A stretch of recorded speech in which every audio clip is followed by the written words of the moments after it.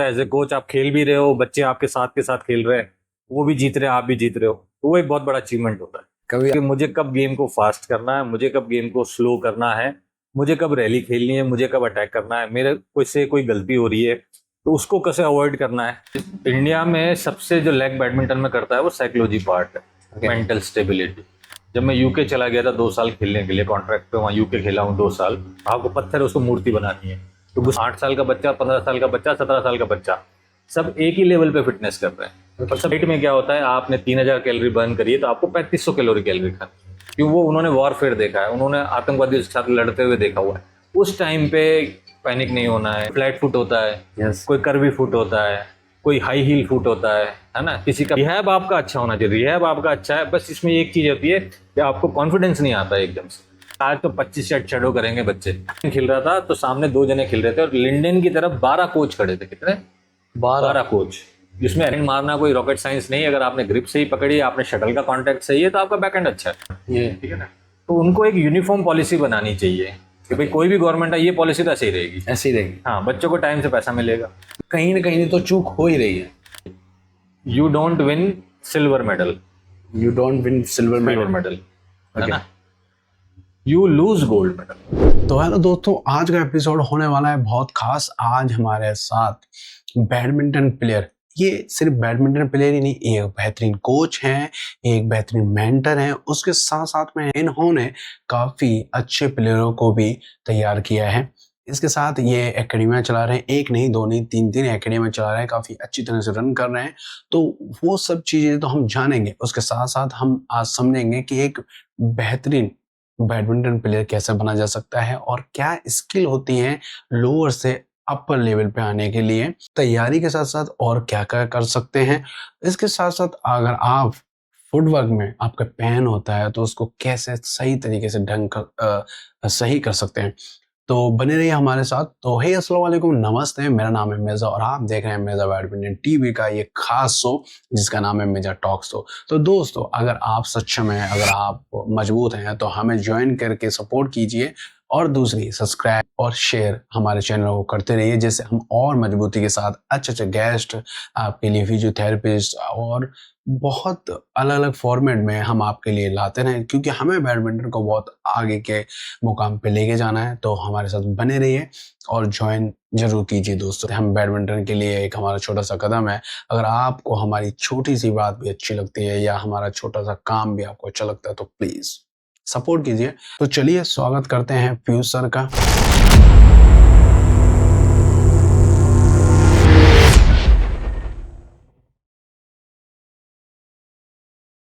Badminton से आप जुड़े, ये कहानी कब शुरू?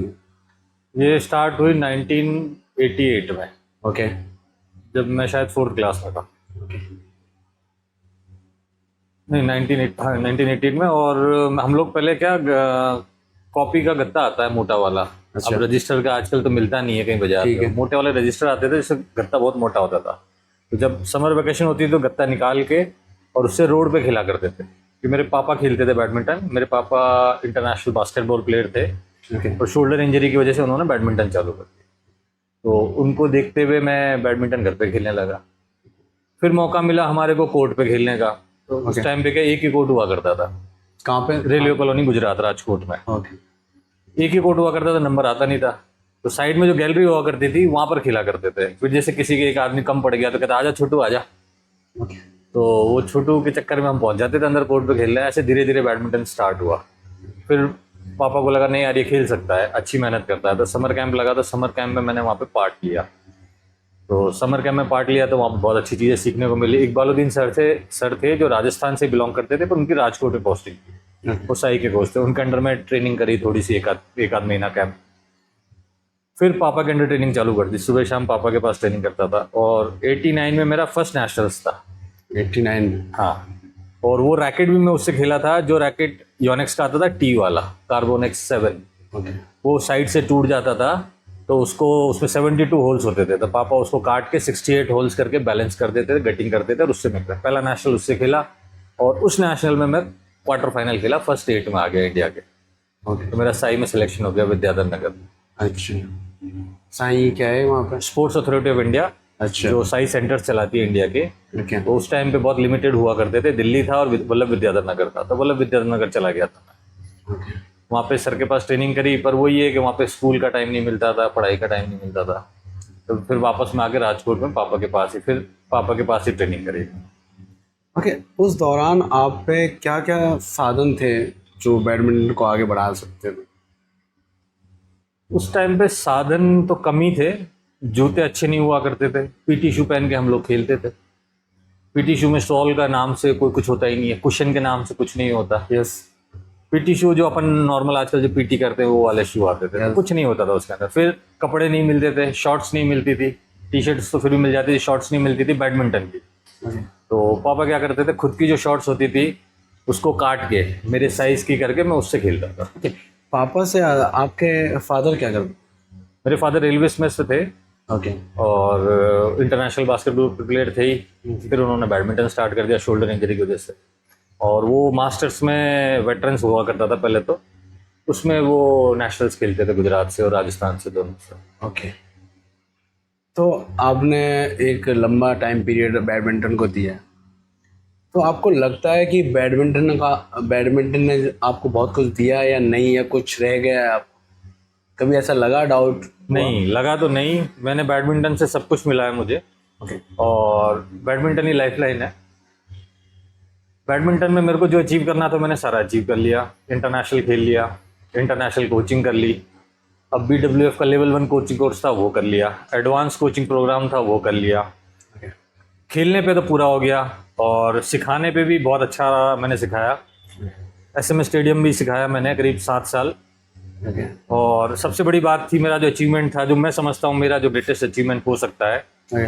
वो ये था कि मैं 2011 में लास्ट टूर्नामेंट खेला था। उससे पहले 2008 खेला था, फिर छोड़ दिया था। 2011 में जब मैं उदयपुर में स्टेट चैंपियनशिप खेला, तो मेरे trainee yes. Kandar Choubey junior होके मेंस सिंगल्स जीता था, कर्मा मीणा जूनियर होके वुमेन्स सिंगल्स जीती थी, और मैं मिक्स डबल्स जीता था, मेंस डबल्स जीता था। ओके। तो ये एक सबसे बड़ा अचीवमेंट होता है। एज ए कोच आप खेल भी रहे हो, बच्चे आपके साथ खेल रहे हैं, वो भी जीत रहे हैं, आप भी जीत रहे हो, तो वो एक बहुत बड़ा अचीवमेंट होता है। कभी आपके स्टूडेंट से आपकी फाइट हुई है, एज लाइक ए मैच? हाँ, बहुत बार हुई है। जैसे हमेशा निखिल और चौबे का रहता था राजस्थान में, तो ओके। वो अच्छे प्लेयर थे, मेरे दोनों ट्रेनी थे। ओके। और जब मैं फाइनल लास्ट खेला था, तब चौबे और विक्रम के साथ हमारा फाइनल था। इन तो हम पहला गेम हार गए थे, फिर हम सेकंड थर्ड गेम जीत गए थे। ऐसे तो बहुत इंसिडेंट्स हैं कि बच्चों के सामने मैच हुआ और तो खेलना पड़ा। आपने फिर कोचिंग का रास्ता ही क्यों चुना, जबकि आप एक प्लेयर भी थे, काफ़ी अच्छा खेल रहे थे? एक्चुअली बात स्टार्ट कहाँ से हुई, मैं खेलता था स्टेडियम में ही।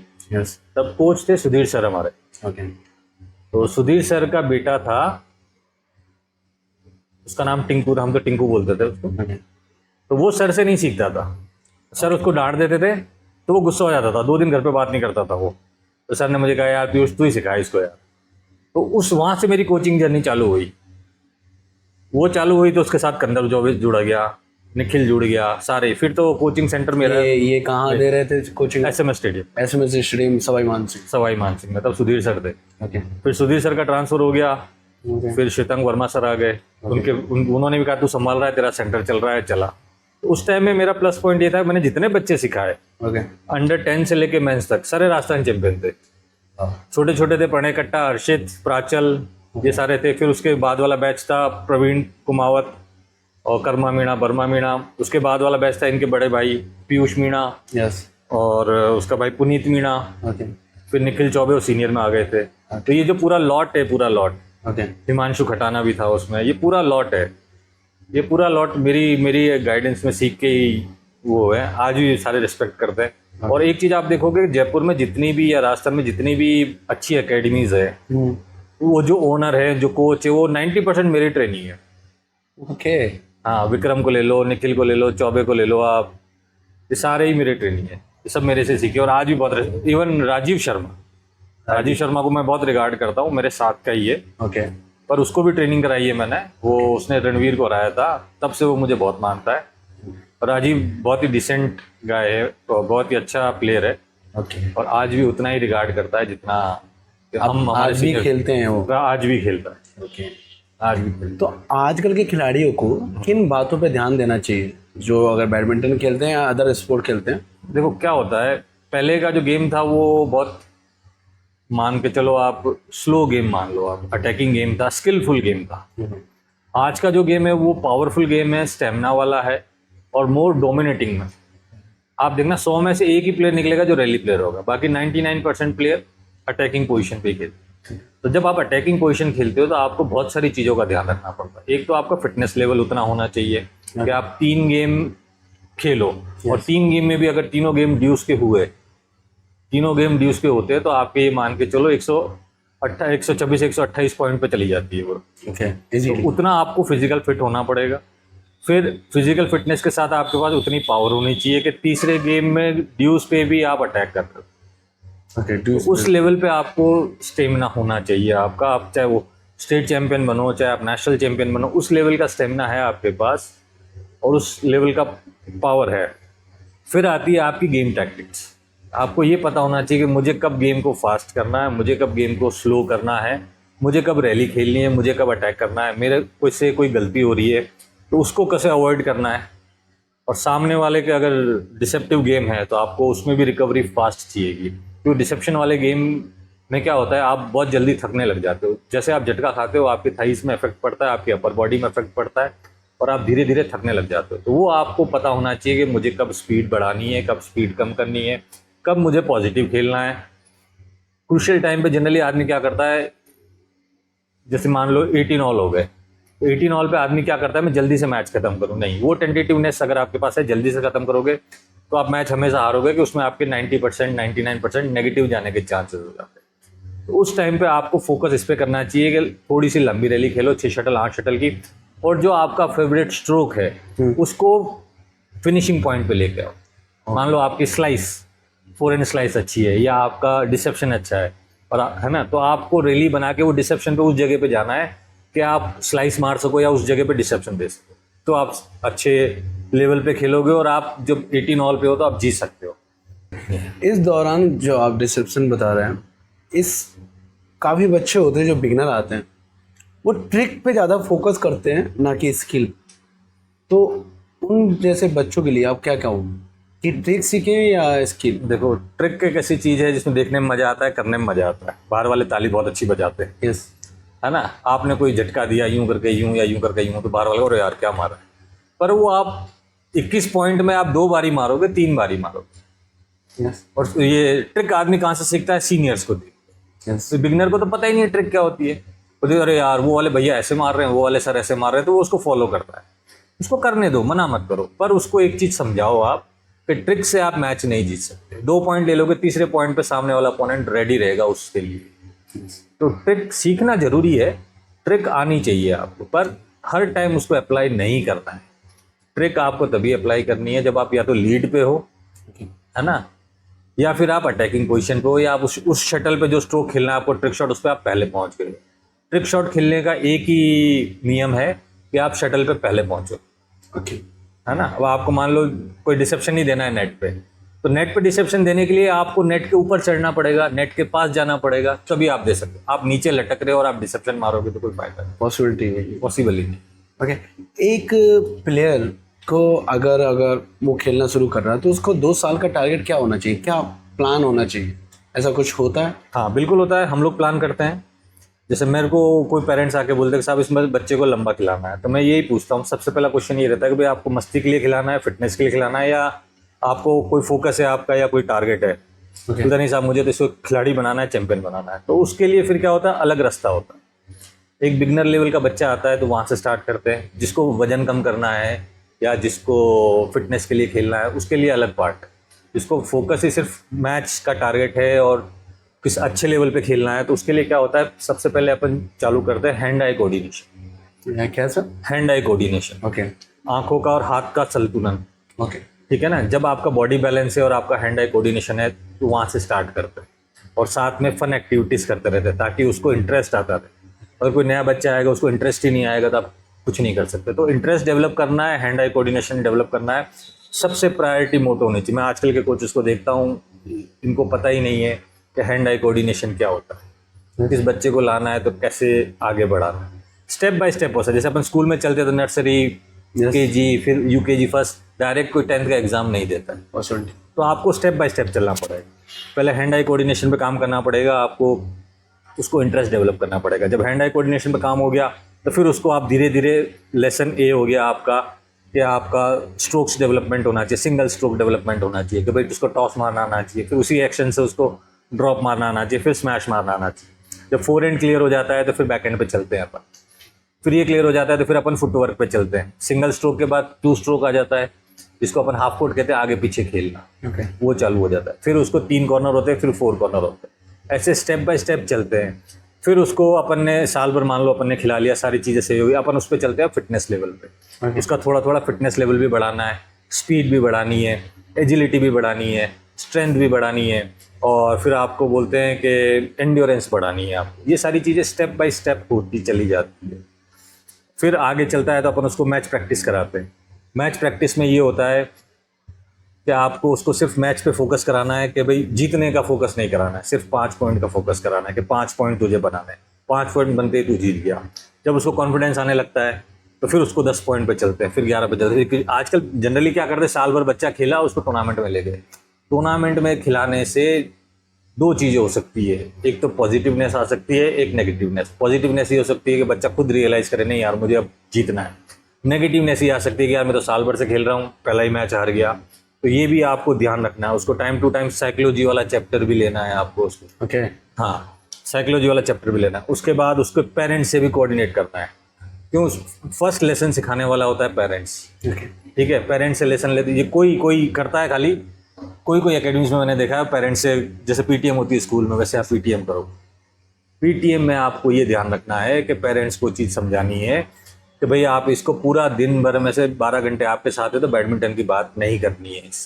बैडमिंटन की बात सिर्फ एक ही बार करनी है दिन में, और वो भी या तो जब खाना खाते हैं या तब। और उसको नेगेटिव पार्ट नहीं बोलना है कभी भी। उसको जो भी उसने पॉजिटिव करा उसी को बोलना है, यार तूने ये वाला स्ट्रोक तो बहुत ही अच्छा मारा था, मजा आ गए। आप उसकी कमियां गिनाओगे तो बच्चा वो गिल्टी फील करता है, डिप्रेशन में जाता है, वो सर्वाइव नहीं कर पाता। तो पेरेंट्स का एक बहुत बड़ा रोल होता है। उसके बाद आता है कोच का। कोच साइकोलॉजी से उसको समझाता है, बहुत अच्छा खेला, बहुत अच्छा खेला, ये करना है, अब इसको और अच्छा इंप्रूव करना है। हमेशा बच्चे को पॉजिटिव में लेके जाओ। डांटो, डांटने के लिए मना नहीं कर रहा हूँ, लेकिन डांटना भी तब है जब बच्चा 2 बार गलती करे तो ही डांटना है। पहली गलती में उसको नहीं डांटना है, उसको समझाना है। डांटने के बाद वापस उसको मोटिवेट करना है। मतलब ये है कि आपके पास रॉ मटेरियल है, रॉ मटेरियल को आपको कोई भी, हाँ, आपको पत्थर है उसको मूर्ति बनानी है। तो गुस्से में बनाओगे तो खराब बनेगी, जितना प्यार से बनाओगे उतना निखरेगी। ओके, इसी तरह आपने अभी बात कही एक टूर्नामेंट की, उसी पे मेरा क्वेश्चन है कि एक बच्चे को क्या राइट टाइम है उसको टूर्नामेंट खिलाने का, कि किस एज में या कैसे प्रैक्टिस करने के बाद ही टूर्नामेंट खेलना चाहिए? डिपेंड करता है कि आपने बच्चे को तैयारी क्या कराई है। अगर आपके पास साल भर बच्चा खेल रहा है और आप उसको टूर्नामेंट खिला रहे हो, मैं मना नहीं कर रहा हूँ टूर्नामेंट खिलाएं, टूर्नामेंट खिलाओ, लेकिन उसको ये मत बोलो कि तुझे जीतना है या तू जीत सकता है। कहना है तू मस्ती के लिए खेल, एंजॉय कर उसको, और सोच के चल कि 5 पॉइंट तुझे बनाने, 5 पॉइंट बनते ही तू जीत गया, मेरी नज़र में तू जीत गया।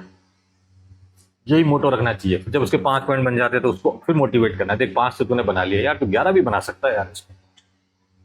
आपका एक्सपीरियंस और आजकल के जो नए प्लेयर हैं, आपने ऐसी कौन सी गलती करी होगी जो आपको बैडमिंटन में आगे बढ़ने से रोकती होगी, और आजकल आप जो देखते हैं उनमें क्या गलती लगती?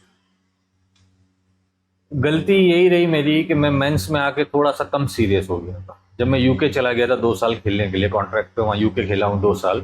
ओके, तो ये हो गया कि भैया बहुत खेल लिए, बहुत खेल लिए, ये और मोटिवेशन कम हो गई या नहीं? मोटिवेशन कम नहीं हुई कम भाई, बाहर से खेल के आ गए आपने, आपका एक ड्रीम रहता है कि इंटरनेशनल खेलना है, उसके बाद इंटरनेशनल खेल लिया, उसके बाद आपका यूके में कॉन्ट्रैक्ट हो गया, कॉन्ट्रैक्ट पे मैं खेल लिया 2 साल। ओके, फिर तो थोड़ी सी फिटनेस लेवल पे जो जोर था वो कम हो गया मेरा। ओके, सिंगल से डबल्स पे स्विच कर गया मैं। ओके, है ना, डबल्स खेलता था पहले भी, पर सिंगल से डबल्स पे स्विच कर गया। तो डबल्स खेलने लग गए तो, और फिर कोचिंग पार्ट में आने लग गए तो आप नेचुरली अपना वो कम करने लग जाते हो, आप सिखाने ज़्यादा लग जाते हो।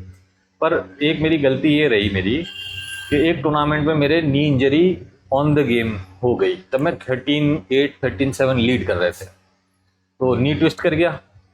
तो उस टाइम पे 3 गेम हुआ करते थे, ओके, है ना, 15-15 के। तो 15 का जैसे गेम हुआ तो उसको मैंने कहा भाई घुटने में लग गई। तो मेरा दोस्त कहता है, पार्टनर जो था मेरा ओके। संस्कार के फादर राज सरस्वत, वो मुझे कहते हैं कि कोई बात नहीं यार, एक काम कर, फर्स्ट गेम जीत जाते हैं, सेकंड गेम छोड़ देंगे, तीसरे गेम में 5 मिनट का ब्रेक मिलेगा, तब अपन खेल लेंगे। मैंने कहा ठीक है। पहला गेम हम जीत गए। ठीक है। सेकंड गेम में मुझे ऊंची ऊंची सर्विस करने लग गए डबल्स में। किसी एंगल पे मैंने मारा तो वो वापस न्यू ट्विस्ट कर गया। न्यू ट्विस्ट करते ही मैं अनकॉन्शियस हो गया और आंखें खुली तो हॉस्पिटल में था। ओह। तो उस टाइम पे जो गलतियां हम लोग करते थे वो यही था कि फिजिकल फिटनेस पे ज़्यादा फोकस नहीं करते थे, इतने एडवांस प्रोग्राम नहीं थे। आजकल तो बहुत एडवांस प्रोग्राम है आपके पास कि आपको एक एक मसल के बारे में पता है। ओके। इतने अच्छे फिजियो है, इतने अच्छे ट्रेनर हैं। तो आपके तो उस टाइम पे हाँ, फिजियो से कोई ताल्लुक नहीं हो पाए? पता ही नहीं था फिजियो क्या होता है। ओके, सिर्फ खेलना है बस। हाँ, सब खेलना। और आज के टाइम में आपके पास फिजियो है, डाइटिशियन है, ओके। आपके पास ट्रेनर हैं अच्छे अच्छे, ओके। है ना। जैसे हमारे पास एक ट्रेनर है अंकित मेलावत जी, हाँ। वो NIS फिटनेस, अच्छा, फिटनेस ही है ना? NIS से करी है। वाह। और उनकी डिग्रियां गिनाने लगूंगा तो बहुत लंबी चौड़ी डिग्री है उनकी। ओके। और उस आदमी को मैंने देखा तो राजस्थान का, मैं तो मानता हूँ कि one of the best fitness trainer है। वो एक एक मसल के बारे में आपको बता देगा, एक एक इंजरी के बारे में आपको बता देंगे। ओके। तो वो ऐसा आदमी आपको साथ रखना पड़ेगा। महीने में 1 बार, महीने में 2 बार आप प्लेयर्स के साथ उसको इंट्रोडक्शन कराओ, प्लेयर से बताओ, वो हर एक प्लेयर की अलग प्रोफाइल बना के देगा आपको। तो वो भी ये करना बहुत ज़रूरी है, क्यों एक आप जनरली फिटनेस कराते हो किसी बच्चे को तो 8 साल का बच्चा, 15 साल का बच्चा, 17 साल का बच्चा, सब एक ही लेवल पे फिटनेस कर रहे हैं और सबकी फिटनेस लेवल अलग है ना। और मेरा मानना है कि 13-14 साल तक के बच्चे को तो फिटनेस कराने की जरूरत ही नहीं है, तो नेचुरल है। अगर वो किसी और गलत एक्टिविटी में नहीं है, जैसे फ़ोन में हो गया, टीवी में नहीं है, तो उसको फिटनेस कराने की जरूरत ही नहीं है। उसको सिर्फ ऑन कोर्ट ही खिलाओ, आप जितना खिला सकते हो ऑन कोर्ट फिटनेस कराओ उसको। फिटनेस आपकी चालू होती है 15 साल की उम्र के बाद, जब आपको थोड़ी स्ट्रेंथ डेवलप करनी पड़ती है। ओके। तो वो थोड़ा सा एक ध्यान रखने वाली चीज़ है। आप 8 साल के बच्चे को कराओगे तो उसकी हाइट ग्रोथ है वो रुक जाएगी। 12 साल वाले बच्चे को कराओगे तो उसकी ग्रोथ रुक जाएगी। ग्रोथ डेवलपमेंट का टाइम ही 8 से लेकर 14 के बीच में होता है, फिजिकल और मेंटल दोनों। ओके। 17 साल बच्चा ऑलरेडी डेवलप होता है, तो उसको आप फिटनेस कितना भी कराते हो, 17 साल, 19 साल और मेंस में कोई डिफरेंस नहीं है, ओके। है ना। तो उसकी फिटनेस लेवल अलग हो जाती है, इसकी फिटनेस लेवल अलग हो जाती है। इसी के साथ डाइट और रोज की ट्रेनिंग कितना इम्पोर्टेंट?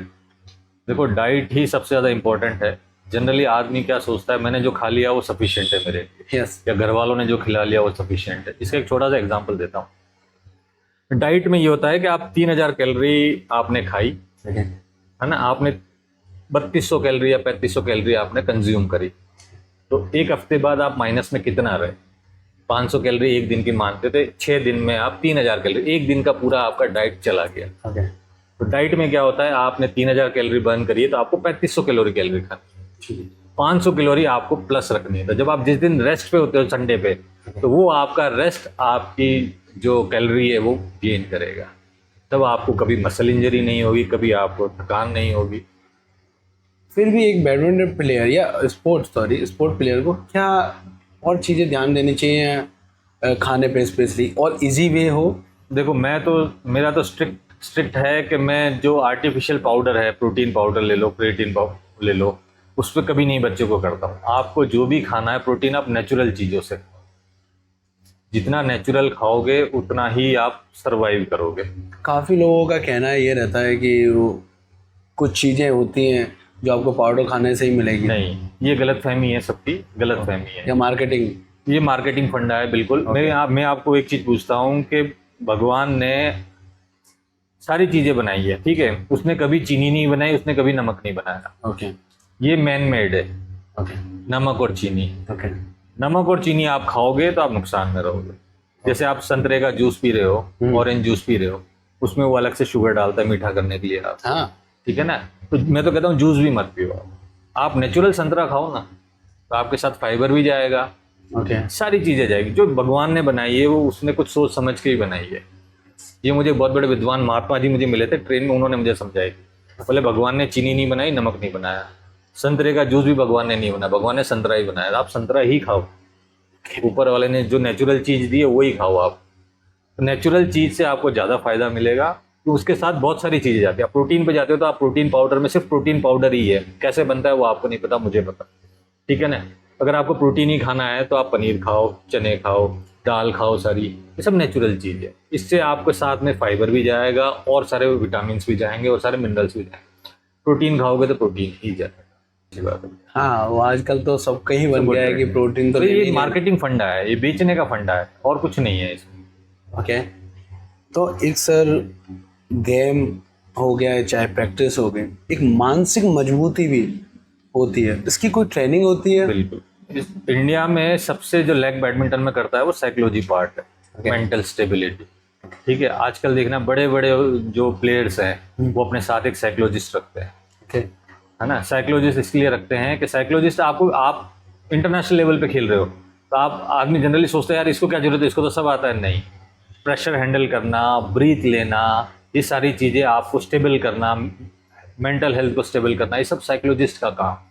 मैंने भी साइकोलॉजी का कोर्स करा है एक, और मैंने करा है how to create the mindset of a champion.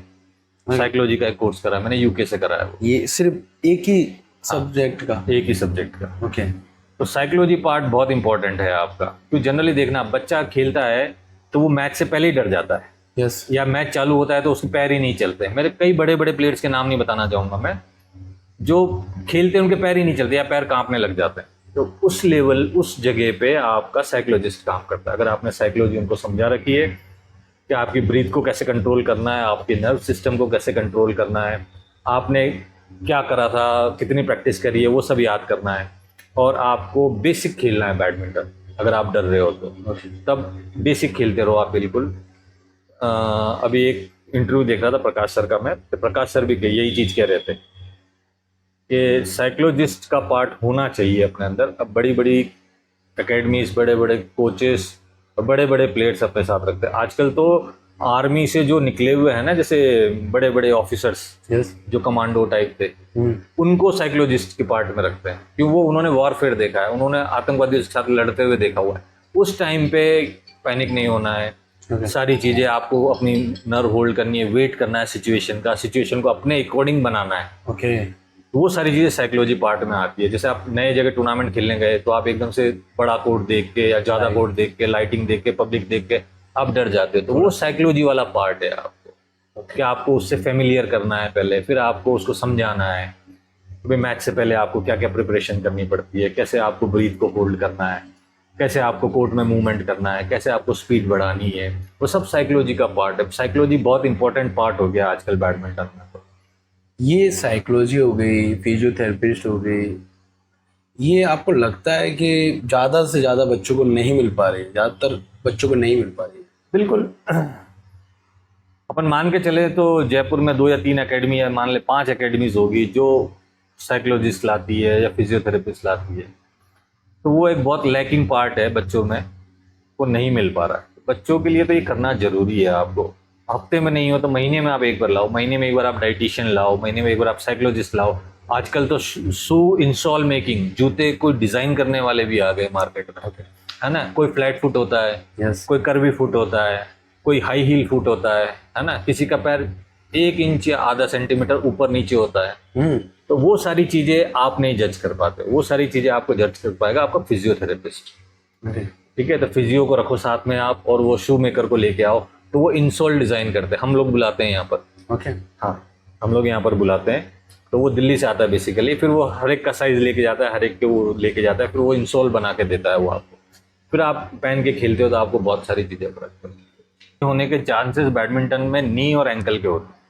तो आपका प्रॉपर शू नहीं है, आपका प्रॉपर शू डिज़ाइन नहीं है, तो आपके इंजरी के चांसेस बढ़ जाते हैं। मैंने काफ़ी बैडमिंटन प्लेयर को देखा है जिनकी नी इंजरी होने के बाद या तो गेम छोड़ देते हैं या मतलब और कुछ ही करने लगते। ये नी इंजरी का कोई रिकवरी नहीं होती है?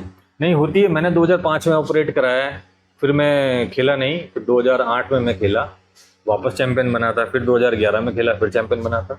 इवन गोपी चंद बहुत बड़ा एग्जाम्पल है अपने सामने, कैमिलिना मरीन बहुत बड़ा एग्जाम्पल है। कैमिलिना मरीन ने तो 2 बार ऑपरेट कराया है, सेम नी, और फिर भी खेल रही है। तो वो आपके ऊपर है कि आप कैसे रिहैब करते हो उसको। रिहैब सबसे इंपॉर्टेंट पार्ट है। उसमें जनरली आदमी क्या करता है, ऑपरेट हो गया आपका, 1 महीने फिजियो करा लिया, अब मैं घर पे कर लूँगा। नहीं भैया, फिजियो की गाइडेंस में चलो, आप ट्रेनर के साथ इन्वॉल्व करो 1 महीने बाद आप, तो आपका रिहैब अच्छा होता है।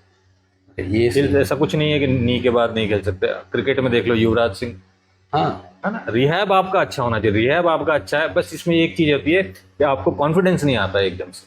जब आपका नी ट्विस्ट करता है तो आप में कॉन्फिडेंस नहीं आता है, वो माइंड में बना ही रहता है। माइंड में बना रहता है। तो उसको रिकवरी, उसमें क्या होता है, आपको एक चीज़ और ध्यान रखनी पड़ती है कि आप ज़्यादा लोड दूसरे नी पे नहीं डालें, तो उसको बचाने के चक्कर में आपका सेकंड नी भी चला जाता है। ओके। तो आपको प्रॉपर ट्रेनिंग करनी पड़ेगी, प्रॉपर किसी के गाइडेंस में फिजियो और ट्रेनर के साथ करना पड़ेगा। कोर्ट के अंदर भी आपको उनको प्रेजेंट रखना पड़ेगा फिजियो को, वो आपको जज करता रहेगा। अब तो बहुत सारी चीज़ें आ गई है, मॉनिटरिंग होने लग गई है। पहले टाइम में मॉनिटरिंग नहीं होती थी, आजकल तो मॉनिटरिंग होती है। आपके नी के ऊपर वो उसने लगा दिए ब्रेसेस टाइप, और बाहर बैठ के वो लैपटॉप पे मॉनिटर कर रहा है कि कौन सी मसल पे ज़्यादा लोड पड़ रहा है, कौन सी मसल पे लोड नहीं पड़ रहा है।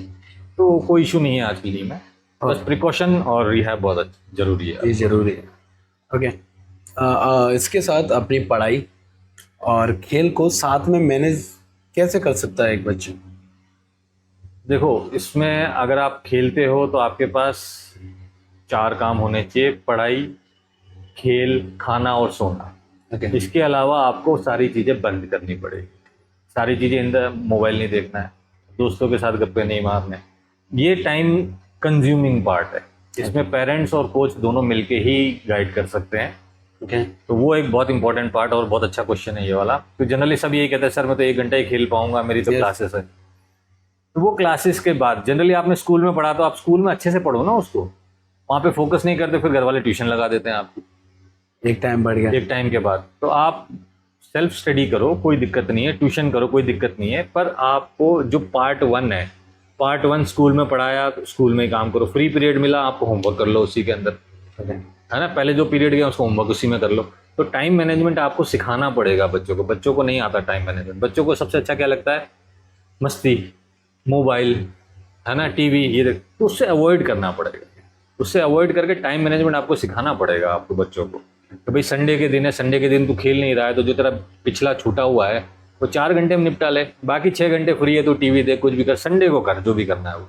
बाकी दिन दोस्तों के साथ जाना है जा, जो भी खाना है घर पे मिल जाएगा तेरे को। तो वो पेरेंट्स का और कोच का दोनों का टाइम मैनेजमेंट होना चाहिए। तो टाइम मैनेजमेंट करना बहुत ईजी खेल है, ऐसा नहीं है कि बहुत रॉकेट साइंस है इसके अंदर। बस छोटे छोटे आप आधा घंटे का जो काम कर रहे हो मोबाइल पे, आधा घंटा ही तो देखूंगा मोबाइल, अरे भाई आधा घंटा भी क्यों देखेगा, आधा घंटा रेस्ट कर ले, आधा घंटा रेस्ट कर ले। रेस्ट करेगा तो फायदे में रहेगा, या पढ़ाई करेगा तो फायदे में रहेगा। गेम के बारे में सोचेगा, गेम के स्किल्स डेवलप करेगा बैठ के ऑन पेपर, तो फायदा करेगा। एक बच्चे बैडमिंटन में खेलने के बाद कभी भी घर पे होमवर्क नहीं करते।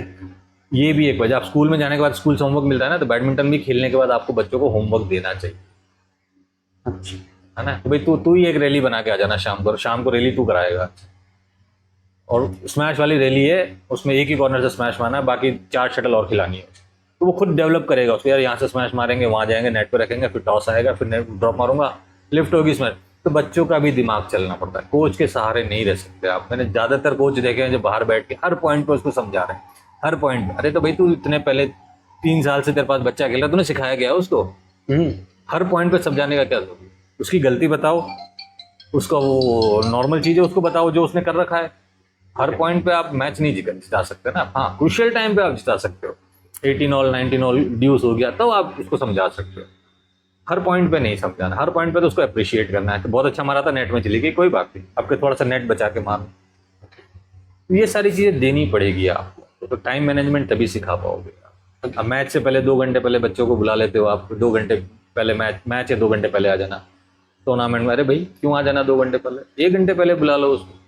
वो टाइम नहीं चलता ना। हाँ, उनके अकॉर्डिंग। नहीं, मैं अपने छोटे टूर्नामेंट की बात नहीं कर रहा हूँ, मैं बड़े टूर्नामेंट की बात। ओके। बड़े टूर्नामेंट में तो आपका शेड्यूल दे रखा है 11 बजे, तो 11 बजे स्टार्ट होगा, 11:30 पे स्टार्ट होगा। 11:30 पे स्टार्ट है, आप 10:30 बजे आ जाओ।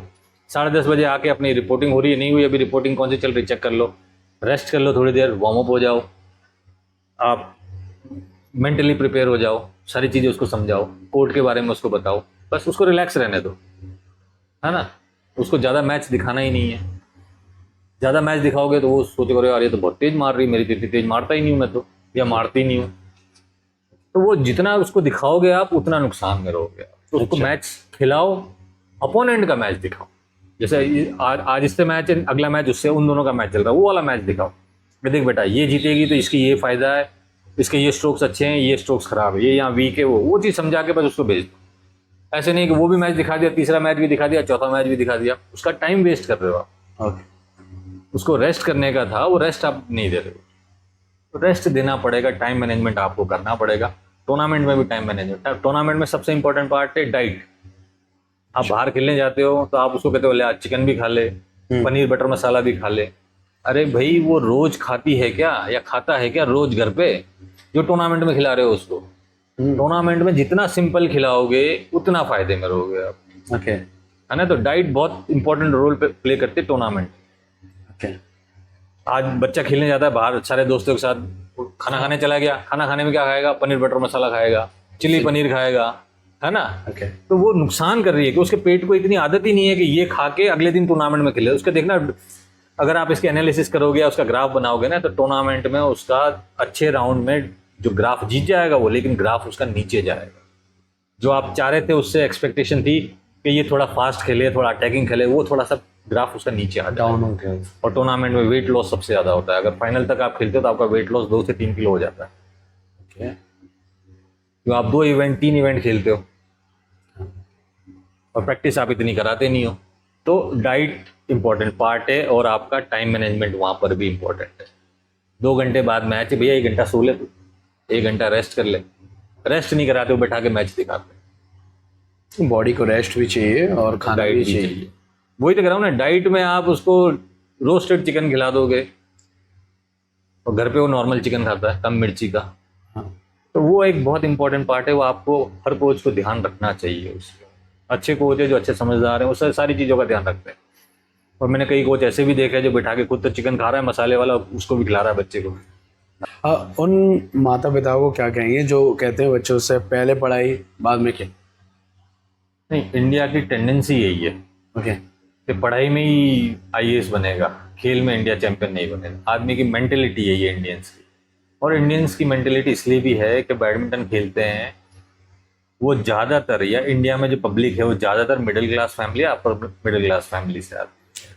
ठीक है, जो पैसे वाले हैं उनके लिए तो कोई दिक्कत ही नहीं है। जो अपर मिडिल क्लास और मिडिल क्लास है उनको दोनों चीज़ें बैलेंस करनी ही पड़ती है। वो ये नहीं ले सकते, रिस्क नहीं ले सकते कि मुझे सब खिलाड़ी ही बनाना है इसको या इसको आईएएस ही बनाना है। वो दोनों चीज़ें बैलेंस करना चाहते हैं। तो बैलेंस चीज़ें करनी भी चाहिए। मैं भी यही कह रहा हूँ कि बैलेंस होनी चाहिए आपके। आप एक लेवल तक पढ़ाई भी होनी चाहिए और आपका एक लेवल तक खेलना भी होना चाहिए। दोनों मैनेज करना पड़ेगा। बहुत आप भी देखोगे तो आपके पास अगर 50 बच्चे खेले तो 50 बच्चों में से 2 बच्चे ऐसे होंगे जो कहेंगे साहब हम पढ़ाई नहीं करेंगे, घर वाले कहेंगे पढ़ाई नहीं करानी, इनको खिलाओ। ओके। तो खिलाने में अच्छा खेलेंगे वो, लेकिन आपकी एजुकेशन ही नहीं होगी, आप 10वीं पास नहीं करोगे तो आपको नौकरी कहाँ से मिलेगी? नौकरी के लिए आपको मिनिमम क्राइटेरिया जो है, मैं रेलवेज में रिक्रूटमेंट करता हूँ कई बार, मिनिमम क्राइटेरिया आप बात करें तो 10वीं पास ग्रुप डी के लिए होता है, 12वीं पास ग्रुप सी के लिए होता है। ओके। तो पढ़ाई भी जरूरी है, पढ़ाई बहुत जरूरी है। एकेडमियों में आते हैं अपन कि एक जब बच्चा खेलते खेलते सीनियर बन जाता है तो उसको एकेडमी कैसे सपोर्ट करते हैं? हम लोग 2 तरीके से सपोर्ट करते हैं। एक तो मैं खुद मेरी तरफ से करता हूँ, स्पॉन्सर करता हूँ बच्चों को। दूसरी, जो भी अच्छे स्पॉन्सर्स हैं, है ना, कई एनजीओज है वो मेरे साथ टाई अप है, कई अच्छे बिजनेसमैन है वो टाई अप हैं, उनको समझाते हैं कि भाई ये बच्चा है, ये सीनियर को आ गया है, तो ये इसको कोई स्पॉन्सर करेगा तो ये आगे सर्वाइव करेगा, वरना नहीं करता। तो वो हाँ करते हैं, 5 में से 2 हाँ करते हैं, तो उनको धीरे धीरे से स्पॉन्सरशिप दिलाते हैं। स्पॉन्सरशिप दिलाने के साथ साथ फिर वो अपना खेलने के साथ साथ वो सारा एकोमोडेशन कर लेते हैं। तो एकोमोडेट करते हैं वो लोग। फिर कई बार ऐसा होता है कोई टूर्नामेंट खेलने गया है तो हम लोग भी स्पॉन्सर कर देते हैं उनको। तो स्पॉन्सर आना जरूरी है। तो स्पॉन्सर आएंगे तो ही बच्चे सर्वाइव कराएंगे। क्यों, जो गरीब बच्चे हैं उनके लिए तो बहुत ज़रूरी है कि वो फेदर शटल से वो सर्वाइव नहीं कर पाते, तो उनके लिए स्पॉन्सरशिप ज़रूरी है। इंडियन गवर्नमेंट को भी चाहिए स्पॉन्सर करे। इनफैक्ट साई तो कर रही है अब। ओके। साई ने काफ़ी टाई अप करा है, अच्छा करा है। ओके। जिस सेंटर में अच्छे बच्चे निकले, साई वहाँ पे एक बच्चे को पर बच्चे के हिसाब से पेमेंट करती है वहाँ पे साल। अच्छा, ये तो अच्छी बात है। भारत में जो बैडमिंटन है उसमें जो जॉब का फंक्शन है वो कैसे काम करता है और अभी फिलहाल मौजूदा हालत में कैसे कर? अभी तो मैं ये मान के चलो स्पोर्ट्स का बहुत अच्छा वो है जॉब के रिगार्डिंग, अपॉर्चुनिटीज बहुत आ गई है आजकल। पहले हुआ क्या करता था, लिमिटेड रिसोर्सेज थे, जैसे रेलवेज थी और एजी ऑफिस थी, बैंक थी, ये तीन, और पेट्रोलियम थी, ये तीन चार बड़ी गवर्नमेंट बॉडीज ही थी, या पीएसयू बॉडीज बोले अपन, वो लेती थी। आजकल तो जैसे सीआरपीएफ भी ले रही है, सारी बैंक्स ले रही है, टाटा वाला ले रहा है ना। तो जॉब अपॉर्चुनिटीज बहुत सारी हो गई है आजकल, बस आपको एक सर्टेन लेवल पे खेलना पड़ता है। नेशनल खेल लिए आप, ऑल इंडिया यूनिवर्सिटी में मेडल आ गया, नेशनल में कहाँ तक?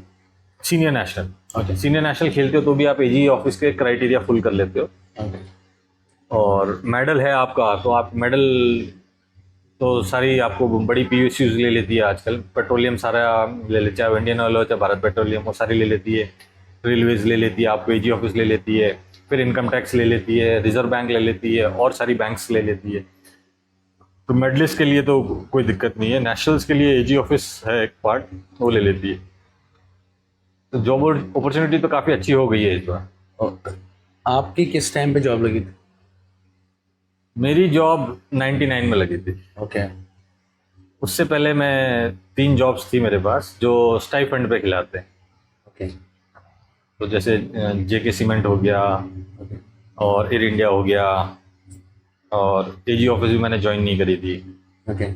रिजर्व बैंक में हो गया था, लेकिन समहाउ कोई टेक्निकल रीज़न थी तो वहाँ पे ज्वाइन नहीं कराई थी। फिर लास्ट में फिर मैंने रेलवे ज्वाइन करी। ओके। ये सारा आपने बैडमिंटन से ही? हाँ, ये सारा बैडमिंटन। ओके। तब तो आपने जॉब में कितना टाइम दे दिया? जॉब में मेरे 26 साल हो गए। ओके। तो वहाँ का क्या एक्सपीरियंस है, कैसा रहता है एक प्लेयर का एक जॉब करना? सबसे अच्छी जॉब बताऊं तो 2 ही जने देते हैं अभी, ओके। है ना, एक रेलवेज और एक एजी ऑफिस। रेलवेज में तो ये है, आप भर्ती हुए आपको 2 साल तक टाइम ऑफ मिलता है। टाइम ऑफ मतलब आधे दिन की नौकरी करनी है। ओके। एजी ऑफिस में भी यही है, आधे दिन की नौकरी करनी है। और बाकी बैंक वगैरह में ये रहता है कि आपके टूर्नामेंट्स होते हैं तब आपको स्पेयर करते हैं वो लोग। तो जॉब्स के रिगार्डिंग तो रेलवेज परफेक्ट है, और एजी ऑफिस परफेक्ट है। एक मिडिल क्लास फैमिली को अगर कैरियर के तौर पे अगर अपने बच्चे को बैडमिंटन में डालना हो तो कहाँ तक सही है? वो डाल सकता है, उसके लिए दिक्कत तो नहीं है कुछ? आगे की सोच सकता है उसके बारे में? हाँ, डाल सकता है, बिल्कुल डाल सकता है, क्यों नहीं डाल सकता। भाई सबसे बड़ी बात तो ये है कि बच्चा सिंसियर होना चाहिए आपका, ओके। है ना, बच्चे का इंटरेस्ट होना चाहिए। अगर बच्चे का इंटरेस्ट है तो बच्चा अपने आप ही करेगा, कोई इशू नहीं है उसके अंदर। अगर बच्चे में इंटरेस्ट नहीं है, आप ज़बरदस्ती पुश कर रहे हो तो कोई फ़ायदा नहीं। मिडिल क्लास फैमिली वाले भी अब बहुत अच्छा है आजकल, सपोर्ट करते हैं। ओके। तो ऐसा कैरियर ले सकते हो आप इसको, पर यह है कि आपको पढ़ाई करनी पड़ेगी उसके साथ। मिनिमम क्राइटेरिया आपको फुलफिल करना पड़ेगा 12वीं का बात। और ग्रेजुएशन का। तो स्पॉन्सर मिलते जाते हैं, ऐसा कुछ नहीं है। आजकल तो गवर्नमेंट की भी बहुत सारी स्कीमें चल रही है जो बच्चों को स्पॉन्सर करती है। साई चला रखी है, कई एनजीओज हैं जो बच्चों को अडॉप्ट करती है। तो आप अपना कैरियर बनाएं बैडमिंटन को, कोई इशू नहीं है। और बाकी कोई सपोर्ट चाहिएगा तो मैं हूँ, कहीं कुछ नहीं मिलेगा तो मैं हूँ। क्या एकेडमियाँ सिर्फ फीस पे चलती हैं या टैलेंट भी देखती हैं? ये बहुत हैवी सवाल है, क्योंकि एकेडमी को भी अपना फीस का निकालना होता है, कोचेस, लाइटर्स, सारे चीज़। मैं इसमें मेरा पॉइंट ऑफ व्यू थोड़ा सा अलग है। मेरा पॉइंट ऑफ व्यू ऐसा है कि आप 60 बच्चे खिला रहे हो, तो 60 बच्चे में से आप 10 बच्चे फ्री खिला सकते हो, 50 बच्चे से आप अर्न कर सकते हो। वो फ्री का क्राइटेरिया क्या है? फ्री का क्राइटेरिया यही है कि आप उनको फ्री ऑफ कॉस्ट कोचिंग दो, ठीक है, फ्री ऑफ कॉस्ट शटल दो उनको आप। नहीं, ये नहीं कह रहा हूँ। मैं कह रहा हूँ मतलब आप किस तर्ज पे आप उनको फ्री खिला रहे हैं, मतलब क्या है उनमें ऐसा? 2 चीज़ें होती है देखो इसके अंदर। एक तो बच्चा पुअर फैमिली से हो, प्लस मेहनत करने वाला हो, और थोड़ा बहुत उसके अंदर टैलेंट हो। टैलेंट हम लोग निखार देते हैं, तो थोड़ा बहुत टैलेंट तो हो ही उसके अंदर। और मेन तो डेडिकेशन हो और मेहनत करने वाला बच्चा है।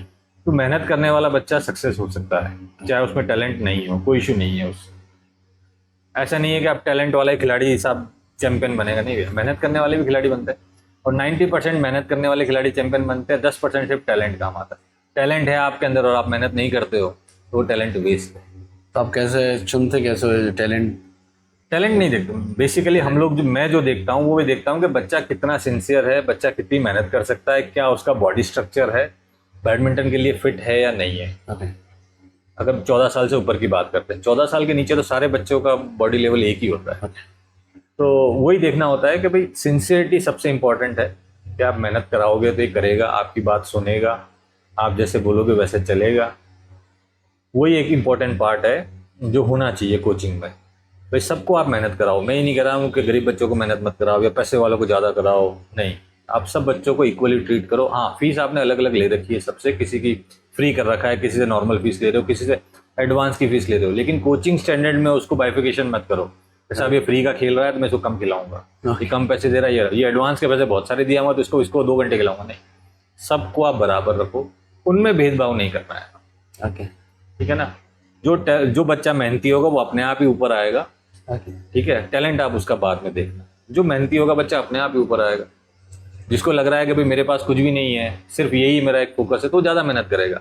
और जो सोचेगा मेरे पास तो सब कुछ है, मैं ऑडी में आता हूँ, है ना, अगर उसके अंदर ये चीज़ है कि मैं ऑडी में आता हूँ, मैं नहीं भी खेलूंगा तो चल जाएगा, तो वो खिलाड़ी नहीं है।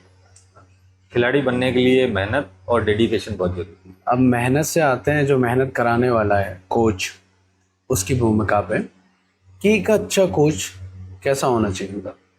देखो, अच्छे कोच की कोई डेफिनेशन नहीं होती। ओके। कोच कितना सिंसियर है, मेरी नज़र में कोच वो होता है, पहला पॉइंट, 6 बजे का टाइम दिया, कोच 4:45 बजे आपको कोर्ट पे मिल रहा है। ऐसा नहीं है 6 बजे का टाइम दिया, कोच आ रहा है 6:05, 6:10 पे, बच्चे रेडी खड़े हैं, वो नहीं होना चाहिए। कोच अपने आप में एक डिसिप्लिन होना चाहिए। ठीक है, पहली चीज टाइम वाला। ठीक है, उसके बाद आता है कोच के लेसन प्लान होने चाहिए। जनरली क्या होता है, कोच आता है आज टॉस करेंगे, कल आएगा आज स्मैश करेंगे, आज नेट करेंगे, तो लेसन प्लान नहीं है इसके अंदर। बेसिकली लेसन प्लान होना चाहिए, जहाँ 1 हफ्ते का होना चाहिए, 1 महीने का होना चाहिए, 3 महीने का होना चाहिए, 6 महीने का होना चाहिए, साल भर का होना चाहिए, ऐसे एडवांस चलता रहता है। ठीक है, तो आप जो चीज़ चल रहे हो वो चीज़ आपने ऑन पेपर कर रखी है, तो वही चीज़ फॉलो करनी होती है। किसी दिन एक दिन आप छोड़ सकते हो, आज सर का मन नहीं है, सर की तबीयत खराब है, या बच्चों का मन नहीं है, बच्चों को भी एक दिन 15 दिन में से आपको रिलैक्सेशन देना होता है। कोई भी अदर एक्टिविटी, रिक्रिएशन गेम खिला दो उनको, आज चलो हैंडबॉल ही खेलेंगे, आज क्रिकेट ही खेलेंगे, आज पकड़म पकड़ाई खेलेंगे। तो वो होना चाहिए आपके पास। जब तक शेड्यूल नहीं है, शेड्यूल और प्लान नहीं है कि भाई आपको कैसे डेवलप करना है, तो कोच नहीं है। कोच को कुछ नहीं आता है, बैडमिंटन का ABCD नहीं पता है, लेकिन उसको लेसन प्लान पता है कि आज मैं खड़े होकर टॉस कराऊंगा, आज टॉस कराएं तो कल टॉस के साथ मुझे क्या वैरायटी लानी है वो कराऊंगा, ड्रॉप कराएं तो ड्रॉप के साथ क्या वैरायटी लानी है। और एक सबसे इंपॉर्टेंट पार्ट जो अपने इंडिया में मिसिंग होता है ना, वो ये होता है, आपने 1 घंटे के बैच में 50 मिनट खिला दिया, लास्ट के 10 मिनट कह दिया आपने, आप खेल लो भैया नॉकआउट, कहते हैं 10 मिनट नॉकआउट। पेरेंट्स पूछते केवल सर इनको आप फ्री खेलना, नहीं, क्यों खेलना तो फ्री, उस नॉकआउट के अलावा भी आप उनको एक 10 मिनट का रिक्रिएशन गेम दे सकते हो बैडमिंटन में। जैसे हाफ कोर्ट ही आज खिला रहे, मान लो हाफ कोर्ट की आपने टॉस की ड्रिल कराई या नेट की ड्रिल कराई है ना, अब उसी नेट की ड्रिल में आपने क्या करा, दोनों को कह दिया भैया नेट पे खेलना है, जो सर्विस कर रहा है उसके पास अपॉर्चुनिटी है, वो लिफ्ट कर सकता है कभी भी, कभी भी लिफ्ट कर सकता है। आप और मैं नेट पे खेल रहे हैं, मैंने सर्विस करी है और मैं कभी भी लिफ्ट कर सकता हूँ। अब मैंने लिफ्ट करी है ना, तो सामने वाले ने अगर 2 स्ट्रोक में पॉइंट ले लिया तो उसके +3 पॉइंट हो गए। ओके, ठीक है ना, नहीं लिया तो 1 ही पॉइंट है। अब उसमें क्या होता है, नेट पे रखते रखते रखते रखते डेवलप होती है, वो सामने वाला रहता कब मारेगा कब मारेगा कब मारेगा, उसके दिमाग है ना, में और मेरे को पता है मेरे को कब मारनी है, जब ये फंसेगा तभी मारूंगा मैं। तो ऐसे स्किलफुल गेम डेवलप करने होते हैं आपके लास्ट के 10 मिनट में। बच्चे बहुत एंजॉय करते हैं इसको, आप करके देखना कभी। कुछ नहीं तो कभी पूरे कोर्ट में 10 शटल इधर डाल दी, 10 शटल उधर डाल दी, 2-2 जने खड़े कर दिए, बोले तेरे को उधर फेंकनी है, तेरे को उधर फेंकनी है, लास्ट के 10 मिनट शटल थ्रो। अब वो खटाखट खटाखट खटाखट खटाखट फेंकते बच्चे। अब 10 मिनट में उनको पता नहीं कितनी एनर्जी वेस्ट हुई है ना, अपन ने कितनी एनर्जी उनकी काम में ले ली। ठीक है, 1 मिनट का रखा आपने टाइमर, 1 मिनट बाद स्टॉप, हाँ किसके ज्यादा शटल है ये जीता, चल नेक्स्ट चांस। तो ऐसे आपको खुद को डेवलप करने पड़ेंगे गेम 10 मिनट के नॉकआउट खिलाने की बजाय। नॉकआउट में क्या था, बच्चे टेढ़े बाके मारते रहते हैं, हाँ, फिर उनकी वही हैबिट हो जाती है, और वरना फिर रोज आएंगे सर आज तो आपने आउट ही नहीं खिलाया, आप तो आज हमने नॉकआउट ही नहीं खिलाया। तो ये स्किलफुल चीज डेवलप करो ना उनके साथ। कभी 10 मिनट ये कह दिया भाई 2 बना दी टीम, रिले करेंगे आज, जो जीतेगा वो जीत गया। कोच को भी इनिशिएटिव लेना पड़ेगा कि जो जीतेगा उसको मैं आज चलो चॉकलेट खिलाऊंगा, चॉकलेट चाहे 5 रुपए वाली खिलाओ सबको, खिलाओ, है ना, पर वो 5 रुपए के पीछे वो तैयार रहेंगे, आज तो चॉकलेट मिल गया, आज तो मुझे जीतना है, वो टारगेट सेट होता है। तो लेसन प्लान के साथ ये होना बहुत जरूरी है। और लेसन प्लान में एक और चीज होती है कि आपका इंटेंसिटी ऑफ लोड कितना डाल रहे हो आप उसके ऊपर। 1 घंटे के सेशन में आपने कितना लोड डाला है उस बच्चे के ऊपर, तो अगले दिन उस लोड को कम करना है या बढ़ाना है आपके ऊपर है। किसी को पता ही नहीं है लोड क्या होता है। ये करा दो आज, आज तो 25 सेट शडो करेंगे बच्चे, बच्चों की हालत ही नहीं है। ओके, इस टाइम पे कोचिंग का जो है वो गिरा है या थोड़ा बढ़ा है? बहुत गिर गया है। ओके, किस लहजे में ये मतलब? आजकल साल भर खेल के वो आदमी कोच बन जाता है, साहब मैं तो कोच हूँ, हाँ, है ना। तो ये एक ड्रॉबैक है बैडमिंटन का। आप उनको यूज करो, उनको भी जरूरत है भाई। आज जो आ रहा है आपके पास साल भर खेल के, साहब मुझे कोच बनना है या मैं कोच हूँ, तो वो किसी बैकग्राउंड की वजह से कोचिंग पार्ट में आ रहा है, वरना वो कंटिन्यू खेलता रहता है। वो साइड में अच्छा रहेगा। हाँ, तो वो यही कहना चाह रहा हूँ मैं। ओके, आप उसको कोचिंग पार्ट में रखो, पर उसको आप फ्री हैंड मत दो कि यार 10 बच्चे तू सिखाएगा, 10 बच्चे तू सिखाएगा, 10 बच्चे तू सिखाएगा। अब उनको खुद को ही नहीं पता है, खेलना ही नहीं आता है, कोई अच्छा टूर्नामेंट नहीं जीता है और अच्छे लेवल पे मेहनत नहीं करी है, तो कोच कैसे बनेगा? वो क्या समझाएगा, उसके एक्सपीरियंस ही नहीं। हाँ, तो उनको रखो कोच, उनको सिखाओ भी, खिलाओ भी और कोच भी रखो। कोच रखने के साथ फायदा ये होता है आपको कि उनको चीजें सिखानी पड़ेगी। भाई देख, तू ये गलती कर रहा है, तेरे गेम में भी ये इम्प्रूवमेंट है, इम्प्रूवमेंट लाएगा, ठीक है ना। अब तेरा लिफ्ट ही खराब है, रैकेट होल्डिंग ग्रिप ही खराब है, तो तू बच्चे को कैसे सिखाएगा? मैंने कई कोच देखे, मैं नाम नहीं लूंगा उनका, वो ऐसे थंब ग्रिप करके खेलते हैं और वो स्कूल में कोच है, मेरे पास सीख के गए, स्कूल में कोच है, इज्जत करते हैं मेरी नहीं, पर वो बच्चों को नहीं सिखा सकते। बच्चों को सिखाने के लिए एक अच्छा कोच, तो आपका हेड कोच तो अच्छा होना ही चाहिए, जो मॉनिटरिंग करे, जो बच्चों को समझाए। छोटे वाले कोचेस को आप ले सकते हो, उनको खिलाओ भी साथ में और उनको कोचिंग भी कराओ। ये मत करो कि मेरे पास आते कई जने, सर मैंने एनआईएस कर रखा है, तो मैं उनको कहता हूँ एनआईएस का फुल फॉर्म पता है? तो वो कहते हैं हाँ। मैंने कहा उसका क्राइटेरिया पता है? बोले हाँ सर, वो साल भर का होता है, ये 6 हफ्ते का होता है। तो मैंने कहा 6 हफ्ते वाला तो कोई भी कर सकता है, तो एनआईएस मत बोलो उसको, एनआईएस मत बोलो उसको, सर्टिफिकेट कोर्स बोलो आप, ठीक है ना। आप लिखोगे रिज्यूम में एनआईएस, अब वो पढ़ने वाला तो सुनेगा यार तो खिला हुआ है, तो एनआईएस का क्राइटेरिया इतना बड़ा है कि आप फुलफिल नहीं कर सकते हो, तो उसको आप वो रखो। आप डरो मत कि भाई मैंने सर्टिफिकेट कोर्स करा है, डरना है क्या? कराया तो कराया। तो आप ये मत बोलो उसको साहब मैंने एनआईएस, साहब मैंने सर्टिफिकेट कोर्स करा 6 हफ्ते का। तो सर्टिफिकेट कोर्स में भी तो 6 हफ्ते में भी तो आपने कुछ सीखा ही है, तो आप डरो मत उस चीज से, आप खुल के बोलो साहब सर्टिफिकेट कोर्स करा है, कोई दिक्कत नहीं, पर मेरे पास कोचिंग का 10 साल का एक्सपीरियंस है। वो आपका एक्सपीरियंस ही बोलेगा, एनआईएस नहीं बोलेगा। हाँ, वो इम्पोर्टेंट है, मगर आजकल सब लोग हाईलाइट करते हैं कि एनआईएस जैसी पूछे तब बताएंगे कि फिर पता पड़ता है कि डिस्ट्रिक्ट भी नहीं खेला है, एनआईएस कर लिया। एनआईएस आपको ये एनआईएस का जो तो ये इससे क्या होता है, इससे आपका लेवल गिरेगा बैडमिंटन कोचिंग का। बैडमिंटन कोचिंग का गिरेगा ही गिरेगा लेवल, भले ही एनआईएस हो। आप मेरी बात सुनो, आपको टूर्नामेंट खेलना है तो आप कितने साल प्रैक्टिस करके एक अच्छे लेवल पे टूर्नामेंट खेलोगे आप? आराम से 3 साल। तो ऐसे आप साल भर की एनआईएस करके आओगे तो आपको सारी चीजें पता है, बॉडी का एक एक पार्ट पता है, कैसे डेवलप करना है, कैसे क्या करना है वो पता है। लेकिन 6 हफ्ते में आपको ज्यादा कुछ नहीं सिखाएंगे, कुछ नहीं, बेसिक बैडमिंटन सिखा देते हैं। बेसिक का भी ना के बराबर ही। हाँ, जो आप हैं ऑलरेडी खेले हुए वही चीज, अगर आप 1-2 साल भी खेले हो तो वो चीज सारी आती। तो ऐसे सर्टिफिकेट के तौर पे बैडमिंटन का कोचिंग स्टैंडर्ड गिरा है। इसकी वजह क्या है? इसकी वजह यही है कि आप उन बच्चों को जो कोचिंग 2 साल खेल के आप उनको कोच बना दिया ना, उनको कोच बनाओ, मैं मना नहीं कर रहा हूँ कोच, लेकिन उनको साथ में उनको बोलो भाई तू कोचिंग करेगा 2 घंटे तो 1 घंटे तो प्रैक्टिस खुद की भी कर, तो यहाँ कुछ एकेडमी वालों को साथ नहीं है, यहाँ एकेडमी वालों को उनका साथ नहीं है। हाँ, एकेडमी वाले क्या चाहते हैं, मेरे 2 घंटे सिखा के चला जाए, मेरे को यही चाहिए, इसको खेलने को नहीं मिले। हाँ, आप उसको भी तो प्रमोट करो ना यार। जो बच्चा 2 घंटे की कोचिंग के लिए आपसे 5,000 10,000 रुपए ले रहा है, है तो उसकी कोई मजबूरी है या कोई ऐसा फैमिली प्रॉब्लम है, तभी तो वो कोचिंग कर रहा है, वरना वो खुद ही खेलता रहता है।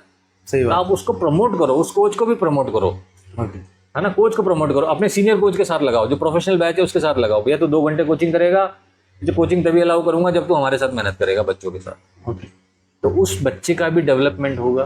तो ये आई थिंक अभी तो नहीं है, अभी तो नहीं है।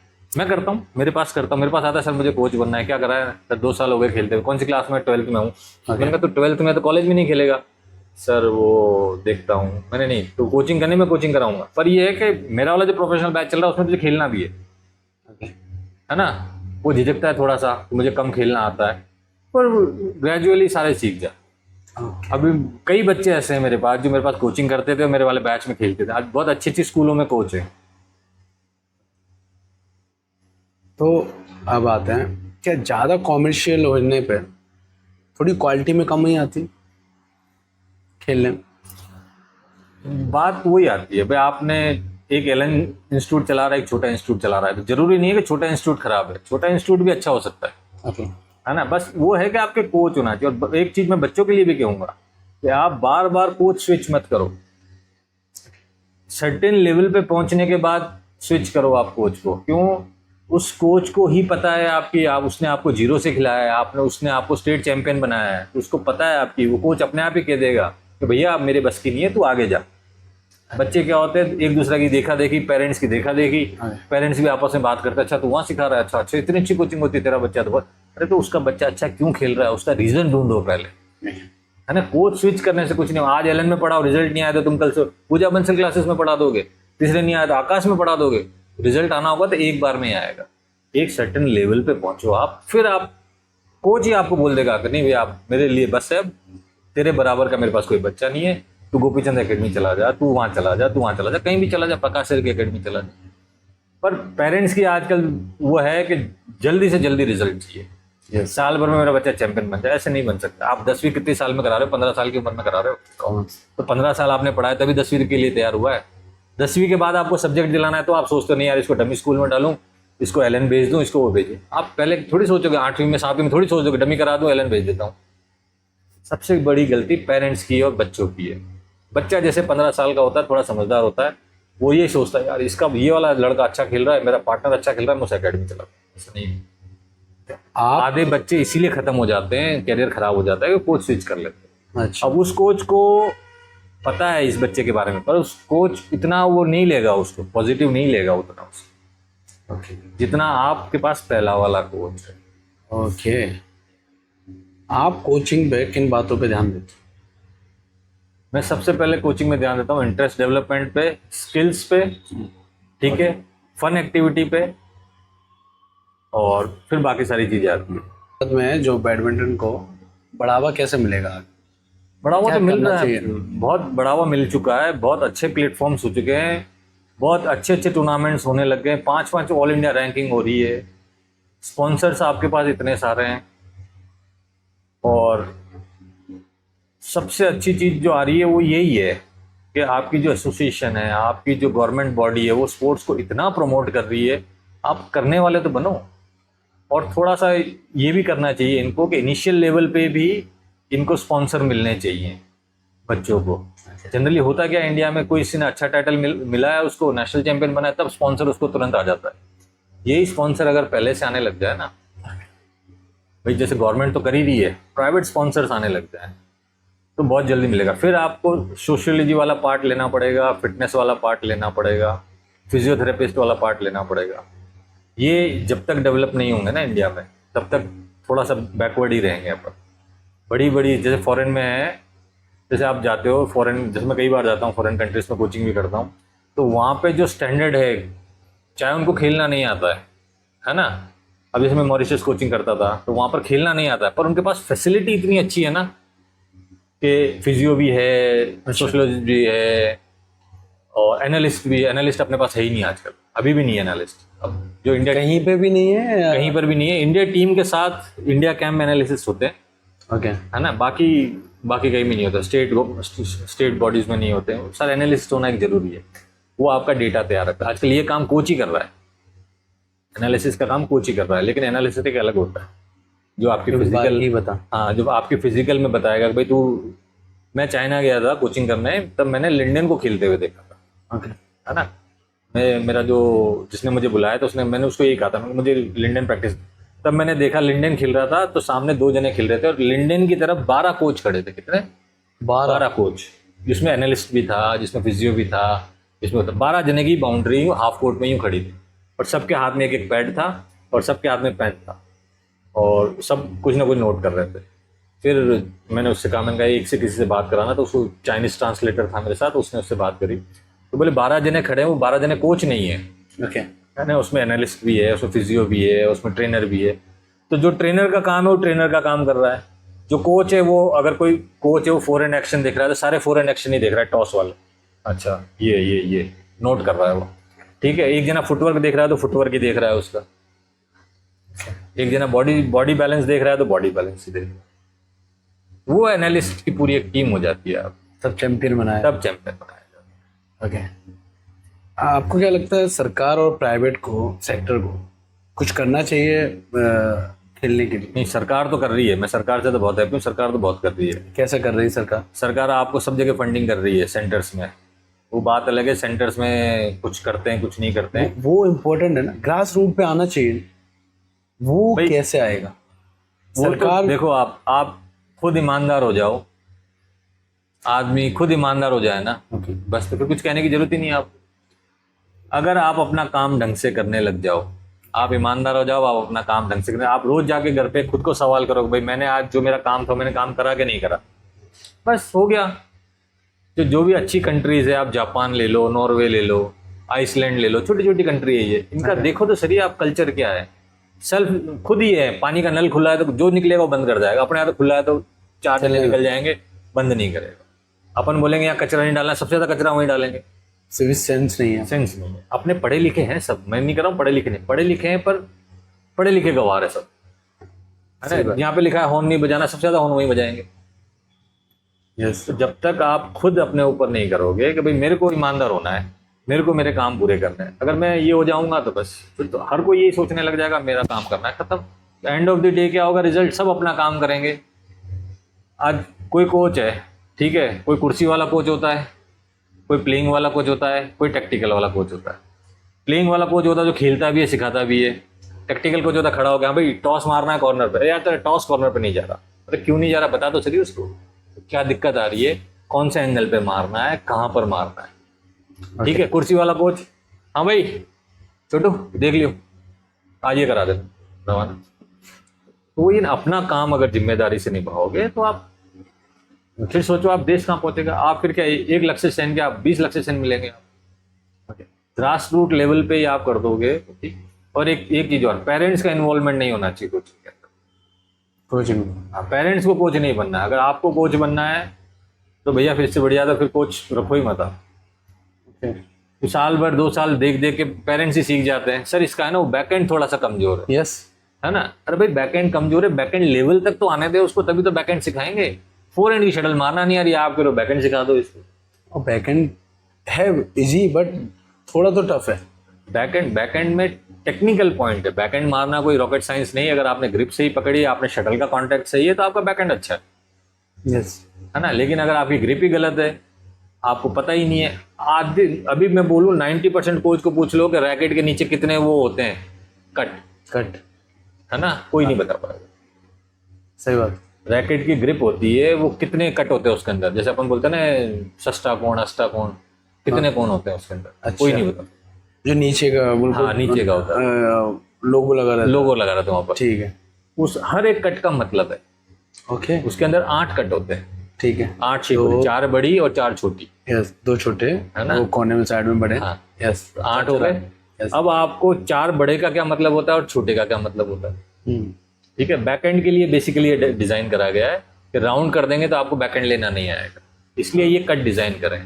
ओके, इसलिए अपन बैकएंड में थंब आ जाता है। थंब लगाते हैं, थंब अपन क्या बताते हैं, ये फ्लैट वाले पे रखना थंब को, यस, ठीक है।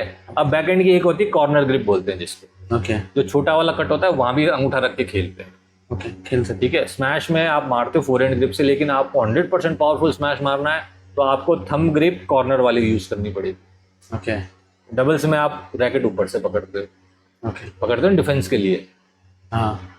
तो ये चीज है। तो वही तो कह रहा हूँ, जब तक आप खुद स्टडी नहीं करोगे, आप जब तक खुद एनालिसिस नहीं करोगे, तब तक आप एक अच्छे कोच नहीं बन सकते। आपको खुद डेप्थ में जाना पड़ा। आपको डेप्थ में जाना पड़ा, आपको खुद को स्टडी करनी पड़ेगी ना। आपको खुद को कमियां पता है, मेरी सामने वाले की पता है, उसकी डेवलप कैसे करनी है वो आपको सोचना पड़ेगा। वो बहुत कितने इजी से इजी स्टेप में आप उसको क्लियर करते हैं। हाँ, ओके, आप फिर आपको गोल जो बच्चे का बनाना है वो स्मार्टर गोल, एक वर्ड है स्मार्टर, है ना, ओके, सिंप्लीफाइड, ऐसे करके सारे वर्ड है वो। तो ऐसे गोल हमेशा सिंपल होना चाहिए। आप उसको बोलो तुझे स्टेट चैंपियन बना दूंगा तो वो गलत है। पहले आप उसको बोलो तो कोई एकेडमी चैंपियन बनाऊंगा, फिर डिस्ट्रिक्ट में फाइनल खेलेंगे अपन, फिर डिस्ट्रिक्ट चैंपियन बनाऊंगा, फिर स्टेट में फाइनल खेलेंगे, स्टेट चैंपियन बनाऊंगा। आप तो डायरेक्टली स्टेट चैंपियन बना दूंगा 3 साल में, तो आजा मेरे पास। गोल बड़ा रखना चाहिए, पर आपको सेट ऑफ द गोल है, वो गोल सेटिंग जो होती है बहुत इंपॉर्टेंट है, वो आपको छोटी छोटी रखनी पड़ती है। गोल बड़ा होना चाहिए, गोल step बड़ा होना के साथ होना चाहिए। हाँ। भाई आपको ओलंपिक खिलाना है तो डायरेक्ट ओलंपिक की तैयारी थोड़ी कराओगे आप कराओगे डिस्ट्रिक्ट लेवल से। डिस्ट्रिक्ट जीतेगा तब आपको एनालिसिस करना है कि स्टेट में कितने प्लेयर हैं जो इसके कंपटीटर हैं, उसके लिए तैयार करना पड़ेगा। फिर जब आप स्टेट जीत जाता है वो, तो फिर आपको कोच को जाना पड़ेगा नेशनल में कितने कितने कंपटीटर है। नेशनल में 264 का ड्रॉ है, तो 264 में से 263 कंपटीटर हो गए। अब 263 में से आपको हाईलाइट करना है कि अगली साल इसके एज वाले कितने हैं जो अगली साल खेलेंगे। अगली साल खेलेंगे, चलो मान लो 20 खेलेंगे, चलो अब 20 को एनालिसिस करना है। बाकी आप 100 जो 32 थे उसको छोड़ दो आप। 20 वाले पे फोकस करना है कि आपका इस साल का टारगेट नहीं होना चाहिए इसको नेशनल रैंकिंग में जिताना है या नेशनल जीता। अब उस 20 पे फोकस करो, उस 20 को आप स्टडी करो, एनालिसिस करो, फिर इसको समझाओ, उससे आपसे ट्रेनिंग कराओ, आप तो डायरेक्ट ही पहुंच जाते हो चांद पे। उससे काम नहीं चलता। काम नहीं सर, इसके दौरान हम आते हैं एक प्लेयर की सिक्योरिटी पे। एक बहुत अहम रोल होता है उसका, क्योंकि एक प्लेयर बिना कुछ पीछे देखे हुए वो कुछ नहीं देखता, वो सिर्फ प्रैक्टिस करता है और वो एक मुकाम पे पहुंच भी जाता है प्रैक्टिस पर। उसको सिक्योरिटी नहीं होती कि अगर वो बंद कर दे, कुछ भी हो जाए उसके साथ, तो उसको सपोर्ट करने का कोई सिस्टम नहीं होता। जैसे कि क्रिकेट में होता है कि BCCI हो गई, RC हो गई, उनको मंथली भी आता है और जब खेलने जाते तब भी आता है। जबकि बैडमिंटन में अभी तक तो कुछ भी ऐसा नहीं है, ना एसोसिएशन से ना गवर्नमेंट से, कि प्लेयर को सिर्फ टूर्नामेंट का मिलता है पे, वो भी काफ़ी दिनों बाद। ये मैंने अभी तक जितने भी एपिसोड किए हैं उनका एक्सपीरियंस, और जो प्रेजेंट में भी खेलने हैं उनका भी, कि पे बहुत लेट होता है जब वो आई थिंक ज़रूरत भी नहीं होती। उससे हम पहले ही काम निकाल चुके होते हैं अपने पैसों से या लोन वोन लेके ऐसे करके। तो एक प्लेयर को बैकग्राउंड सेट नहीं होता उसका। वो आपको कैसे लगता है कि कैसे सेट कर सकते हैं, कैसे सही? अभी आपने बोला कि गवर्नमेंट काम कर रही, ठीक है कर रही, वो अपना कर रही, मगर कहीं ना कहीं तो चूक हो ही रही है, जिसके कारण प्लेयर को सरवाइव करना पड़ जाता है एंड ऑफ द सीरीज। बिल्कुल सही बात है आपकी। ये एक बहुत बड़ा क्वेश्चन होना चाहिए, क्वेश्चन मार्क होना भी चाहिए ये गवर्नमेंट की तरफ से, एसोसिएशन की तरफ से। ये बहुत अच्छा पार्ट होगा अगर ये चीज़ सही हो जाए। भाई क्या होता है, अपने यहाँ पे 5 साल गवर्नमेंट चेंज का कार्यक्रम है, हर गवर्नमेंट अपनी पॉलिसी लेके आती है, ठीक है ना। तो उनको एक यूनिफॉर्म पॉलिसी बनानी चाहिए कि भाई कोई भी गवर्नमेंट है, ये पॉलिसी तो ऐसे ही रहेगी, ऐसी रहेगी। हाँ, बच्चों को टाइम से पैसा मिलेगा, बच्चों को टाइम से फैसिलिटी मिलेगी। वो पार्ट आपको चेंज नहीं करना है, उसके अंदर आप एड ऑन कर सकते हो, उसको चेंज नहीं करना है। टाइम टू टाइम उसको रिवोक कर सकते, रिव्यू कर सकते हैं अपन कि भाई अपन लाख रुपए दे रहे थे विनर को, 5 साल से चल रहा है, अब 5 साल में आपका कितना ग्रोथ हुआ है, कितनी महंगाई बढ़ी है, उससे आप उसको 1 लाख से 1.5 लाख कर दो आप, ठीक है ना। वो कर सकते हैं आप, वो करना भी चाहिए कि यूनिफॉर्म बेंचमार्क होना चाहिए कि भाई आपको ये तो चीज़ है ही और इतने दिन के अंदर पेमेंट होना चाहिए। जैसे RTI लगाते हैं तो होता ना 30 दिन के अंदर आपको जवाब देना ही देना है, तो ऐसे इसके अंदर भी होना चाहिए, बिल्कुल होना चाहिए। और मैं तो ये और कहूँगा कि जो प्राइवेट स्पॉन्सर्स हैं, प्राइवेट पैसे वाले हैं, जो भामाशाह हैं बहुत बड़े बड़े, उनको स्पोर्ट्स के लिए करना चाहिए। फिर भी वो कहाँ करें, वो पॉइंट ये आ जाता है। पॉइंट ये है कि वो एसोसिएशन से कांटेक्ट करें या गवर्नमेंट से कांटेक्ट करें, ओके, है ना। कि भाई एसोसिएशन है पार्ट, मान लो उसमें भी क्या होना चाहिए, इक्वली होना चाहिए कि भाई मैं 50 जने हैं, ये ग्रुप है, ये 5-5 लाख रुपए देगा, ठीक है, तो एसोसिएशन को दे दिया। अब एसोसिएशन को ये करना है कि वो जो 5-5 लाख रुपए के 50 जनों के जो पैसे आए वो इक्वली हर स्टेट में जाए, ठीक है ना। ऐसे नहीं कि राजस्थान वाले ने पैसे दिए तो जो आप केरला पे नहीं दोगे, क्यों भाई, क्यों नहीं दोगे। तो एसोसिएशन को भी थोड़ा सा इसमें एक्टिव होना पड़ेगा। एसोसिएशन है एक्टिव इसमें काफ़ी अभी, पर अब जो पैसों की बात कर रहे हैं वो गवर्नमेंट से जैसा पैसा आता है वैसे ही आता है वो तो नहीं। कहीं मुझे कहीं ना कहीं आपको इसके अंदर क्वेश्चन उठाना पड़ेगा कि भाई प्लेयर की सिक्योरिटी होनी चाहिए। वो इसलिए भी होनी चाहिए कि BCCI इतनी रिच एसोसिएशन है, बाकी एसोसिएशन इतनी रिच नहीं है। उस एसोसिएशन को भी थोड़ा सा करना पड़ेगा कि भाई हम कोई एक इवेंट करा रहे हैं, कोई टूर्नामेंट करा रहे हैं, उसमें से फंडिंग इकट्ठी करी है हमने, इतनी फंडिंग इकट्ठी करी, इतनी फंडिंग हम इसके ऊपर खर्च कर सकते हैं। एक CSR पार्ट होता है जैसे, है ना, प्राइवेट कंपनीज में एक CSR पार्ट होता है कि भाई आपको इसका 10% आपकी जो भी सोर्स ऑफ इनकम है, आपका जो भी क्या आदान प्रदान हुआ है उसमें से 10% आप CSR स्पोर्ट्स एक्टिविटीज में यूज करोगे। तो ऐसे अपने को भी होना चाहिए, एसोसिएशन को भी होना चाहिए कि भाई इतना पैसा होगा, इसमें 10% हम CSR एक्टिविटीज पे करेंगे, 10 बच्चों को पैसे देंगे। तो ऐसा भी नहीं है कि अपने भाई के पास पैसे नहीं, BI के पास पैसे हैं, पर BI इतना बड़ा BI है ना, डिस्ट्रीब्यूट नहीं कर पाता। हाँ इतना बड़ा BI है। हाँ, अब वो देखो उस लेवल पे उनको काम कर रहे हैं वो लोग। अब जैसे गुवाहाटी में एक्सीलेंसी सेंटर खोला है इन्होंने, है ना, BI ने खोला है, बहुत अच्छा खोला है, मैं जाके आया हूँ वहाँ पर। इतना अच्छा खोला है वो, उसमें कम से कम नहीं तो 20 कोर्ट है। ओके, है ना, वहाँ पे फॉरेन कोच भी रखा है, सिंगल्स का अलग है, डबल्स का अलग है, अच्छा, और इंडियन कोचेज हैं, उसके साथ मल्टी शटल फीडर वाले अलग है।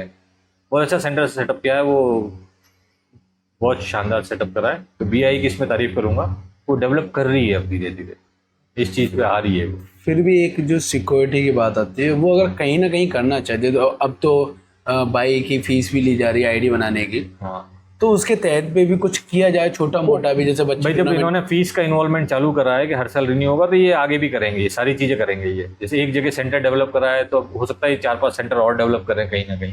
ओके, है ना, जितने तो सेंटर। आपको क्या लगता है जो फीस अभी देना शुरू करे हैं बच्चे आईडी की, हाँ वो सही है? बिल्कुल सही है।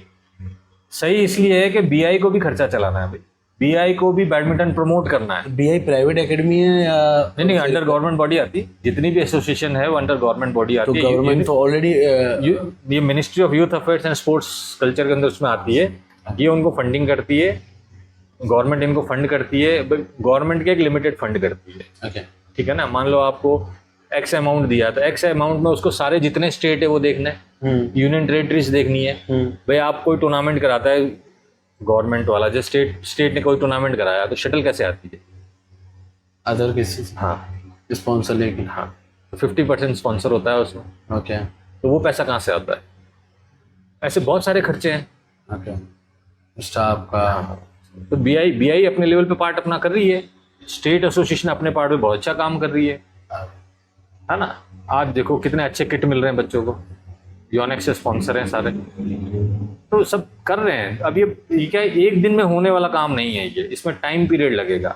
अब इतने सालों में एक सेंटर डेवलप हुआ है, सेंटर ऑफ एक्सीलेंस।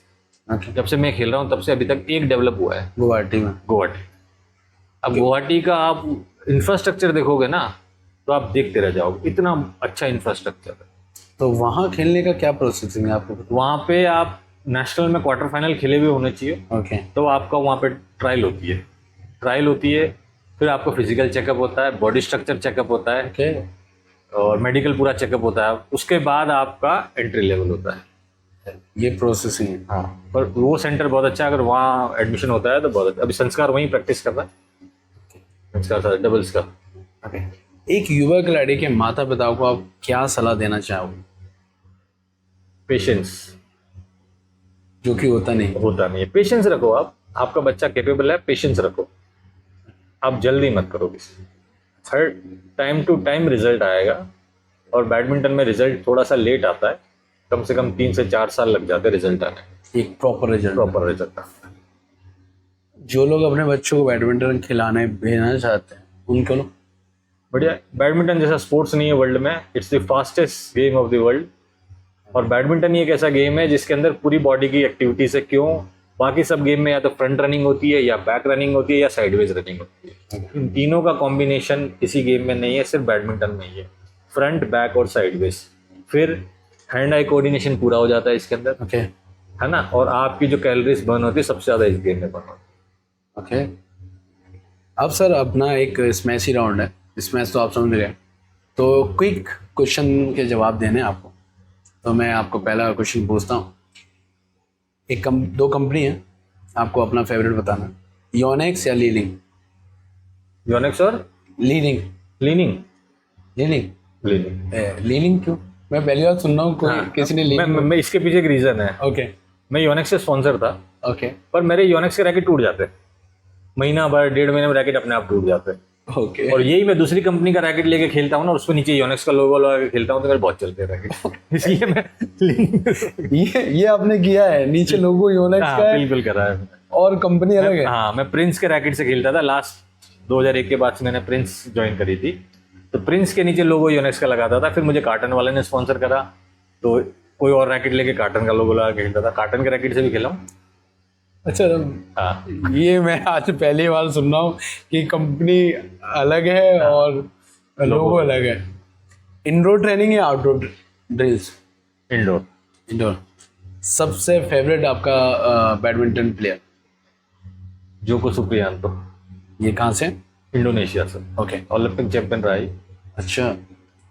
इतना पे- स्मूथ फुटवर्क है इसका, इतना स्मूथ फुटवर्क है, गोपीचंद ने इन्हीं को फॉलो करा है। अच्छा।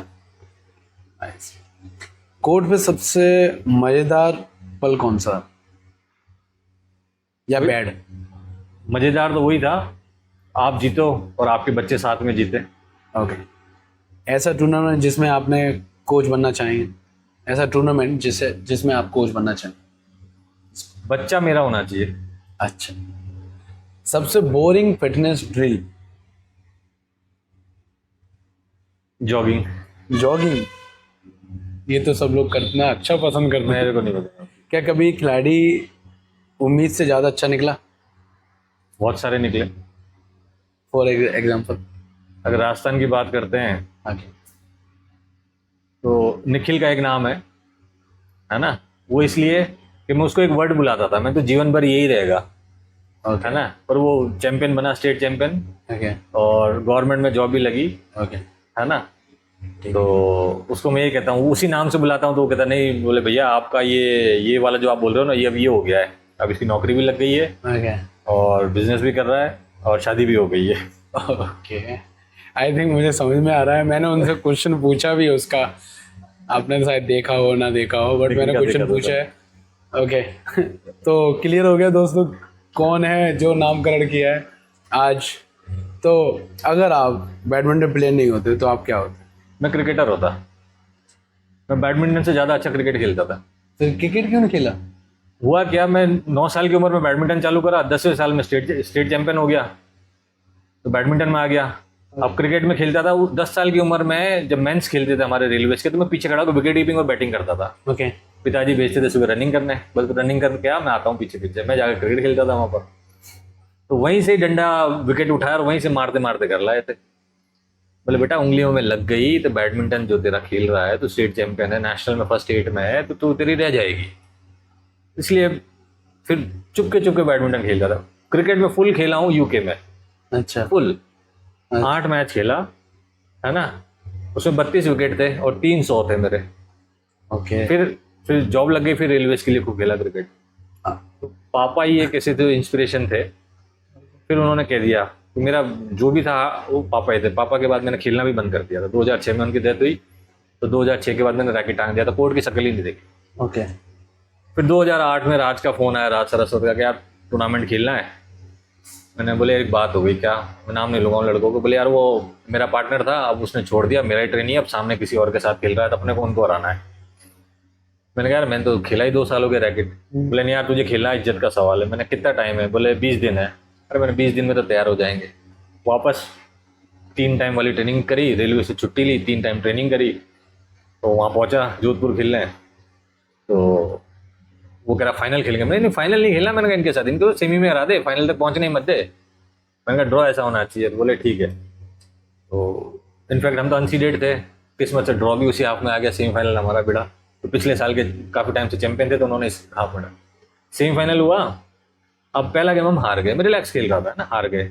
और मेरा पार्टनर मुझे गालियाँ पकड़ा था पूरे बोर्ड में, तुझे कह रहा हूँ इज्जत का सवाल है, तू समझ नहीं रहा, ये नहीं रहा। सेकंड गेम स्टार्ट हुआ, सेकंड गेम 5-2 या 7-2 था स्कोर। तो उस लड़के ने, उसका जो पार्टनर था पुराना, उसने टैप मारी तो मेरे कंधे पे लगी। तो मेरे को नेट पे आके कहता भैया लगी तो नहीं। मैंने कहा यार ये तो इज्जत का सवाल है। तो वो मेरा पार्टनर कहता साले पूरे गेम में तुझे यही समझा रहा हूँ, इज्जत का सवाल है, तू समझ ही नहीं रहा। मैंने कहा चल अब खेलते हैं। अब खेला, सेकंड गेम मारा उनको हमने कुछ 15-16 पे, तीसरा गेम 21-2 21-3 मारा। तो वो लड़के का जो पार्टनर था ना, मेरे पैर में आके गिर गया, वो मेरा ट्रेनी था।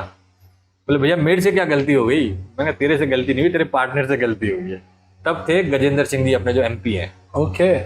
वो मेरे बहुत अच्छे दोस्त थे और मेरे बहुत अच्छे फैन है बैडमिंटन का ना। मैं खेलता था ना, बहुत अच्छे फैन है। गज्जू बना बोलते हैं। तो गज्जू बना कहता था ये जादूगर है।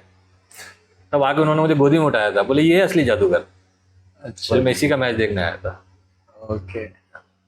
ओके। अगर आप बुक पढ़ना पसंद करते हैं? हाँ। और कोई सजेस्ट करेंगे? कई खिलाड़ियों पे आ रखी हो, खिलाड़ियों पढ़ो, बहुत अच्छी अच्छी बुक्स है। आप पढ़ना चाहो तो मेसी के ऊपर जो बुक है वो पढ़ सकते हो आप। ओके। पेले के ऊपर पढ़ सकते हो आप बुक। हाँ, मैं सजेस्ट करूंगा बच्चों को पिक्चर देखने का, 2 पिक्चर देखने का। कौन सी? एक तो Pele the born of legend, okay. है ना, और एक है 36 चैम्बर्स ऑफ शाओलिन। उसमें कुंफू कैसे सीखते हैं, कुंफू की एक्सरसाइज क्या होती है ना, वो तो आपकी बॉडी कैसे डेवलप होती है, वो आपका एक बहुत अच्छा पार्ट है। सारे बच्चों को सजेस्ट करता हूँ। और आपकी फेवरेट मूवी कौन सी? मेरी फेवरेट मूवी, ये सोचना पड़ेगा कि मेरी बहुत सारी फेवरेट मूवीज है। अभी फिलहाल तो टॉप गन है, टॉप गन। मैं भी टॉम क्रूज की। Tom Cruise. Okay. Market. Stress कम करने के लिए आप क्या करते हो? स्ट्रेस कम करने के लिए आप कुछ, मैं स्विमिंग करता था। मेरे को पानी से इतना डर लगता था, मैं आंख बंद करके भी नहीं नहाता था ओके। घर पे। अच्छा। हाँ, स्विमिंग बहुत अच्छा है और एक म्यूजिक बहुत अच्छा है। आप खाना बनाते हैं? नहीं, खाना कभी नहीं बनाया? कभी नहीं बनाया खाना। अभी बेटे को एक बार खिलाया था जब हम दोनों अकेले थे, बाकी मैं खाना कभी नहीं बनाता। आपकी लाइफ का मंत्र क्या है? लाइफ का मंत्र है, मेरा एक लोगो है, मेरा एक स्लोगन है, yes. You don't win silver medal, you don't win silver silver medal. Medal, है ना, यू लूज गोल्ड मेडल। आप कहते हो मैं सिल्वर मिला, नहीं भैया, तू सिल्वर मिला नहीं है तेरे को, तो गोल्ड हारा है भाई। मेरी नजर में 2 ही प्लेयर, 2 ही मेडल अच्छे हैं, एक तो गोल्ड और एक ब्रॉन्ज। ब्रॉन्ज भी आप जीत के मिलता है, गोल्ड भी जीत के मिलता है, सिल्वर आपको सिर्फ हारने पे मिलता है ना। और एक और मेरा लोगो है, don't follow the footstep, okay. Don't follow the footstep, set the milestone of your own. Okay. किसी के नक्शे कदम पे मत चलो, आप अपना खुद का गोल बनाओ। अपना खुद का खंबा गाड़ो। ओके। घूमने की लिस्ट में कौन सा देश सबसे ऊपर है? यूके। यूके। मैं 17 कंट्री घुमा हूं, पर यूके फेवरेट है मेरा। अच्छा, क्या है ऐसा, क्या खास? यूके का वेदर बहुत अच्छा है, ओके। और यूके में आपको मिट्टी देखने को नहीं मिलती है, अच्छा। घास मिलेगी सब जगह। ओके। और टाइम का पंचुअलिटी आपको देखनी है तो वहाँ पे, मैं सुबह दौड़ने जाता था तो मुझे जो बंदा 7:10 की ट्रेन पकड़ने में उस स्पॉट पे मिलता था ना, हाँ। कि 7:10 की ट्रेन है, ओके। तो वो 7:05 पे यहाँ मिलता था, मुझे रोज 7:05 पे वो वहीं मिलता था। ऐसा नहीं होता था कि 7:08 पे मिल जाएगा, मुझे नहीं, 7:05 पे तो 7:05। ये पंचुअलिटी अगर आपको सीखनी है तो यूके वालों से। ओके। आपका सबसे बड़ा डर? मेरा सबसे बड़ा डर जो नहीं है, नहीं है। नहीं है। ओके। अभी मैं कोचिंग सेमिनार में गया था, BWF में लेवल 1 कोचिंग करके आया था मैं भी। तो वहाँ पे भी उन्होंने ये लिखवाया था कि आपके जो जो डर है वो लिखो। मैंने नहीं लिखा, तो फिर वो कह रहा जिस जिसका हो जाए वो काट देना। मैंने सिर्फ मेरा नंबर लिख रखा था वहाँ पे 16, और बाकी खाली छोड़ रखा था। तो सर ने पूछा ये 16 नंबर किसका है? मैंने सर मेरा। तो बोले यू डोंट हैव फियर। मैंने कहा no sir, I don't have fear. Okay, any particular reason? Fear is not good for health. मैंने बोला हाँ, बात सही है। आपकी बचपन की सबसे बड़ी यादें? दीदी के साथ बिताए हुए वक्त। ओके। एक शब्द में खुद को डिस्क्राइब करो। सोना पसंद आता है। सोना पसंद आ रही? अब या पहले? अभी भी, अभी जब भी? मौका मिलता है तब मैं सो जाता हूँ। ओके। तो अब आप आखिरी कोई मैसेज देना चाहेंगे हमारे दर्शकों को, प्लेयरों को या फैमिली वालों को? भाई मैं यही कहना चाहूँगा, बैडमिंटन खेलते हो तो कोई भी आपका टारगेट हो, यस। आप उसको खुशी खुशी खेलो। ओके। उदास होके या प्रेशर लेके नहीं खेलना है। आपने टारगेट सेट कर रखा है तो be happy and go for that target, है ना। मेरे से तो नहीं हो रहा, अरे सब कर सकते तो तुम क्यों नहीं कर सकते हो भाई? यस। भाई everything every problem has a solution. Yes. ठीक है ना, तो आप उस रूल को फॉलो करो कि every problem has a solution. आपको ये चीज नहीं आ रही, आप इससे नहीं जीत रहे, आप सोल्यूशन निकालो, खुद निकालो। सर तो निकालेंगे, आप खुद भी निकालो। और जितना आप गेम को एंजॉय होके खेलोगे उतना आपका रिजल्ट बेटर रहेगा। तो ये थे हमारे पीयूष सर। अगर आपको ये वीडियो पसंद आई हो तो आपको पता है क्या करना है। Thank you so much.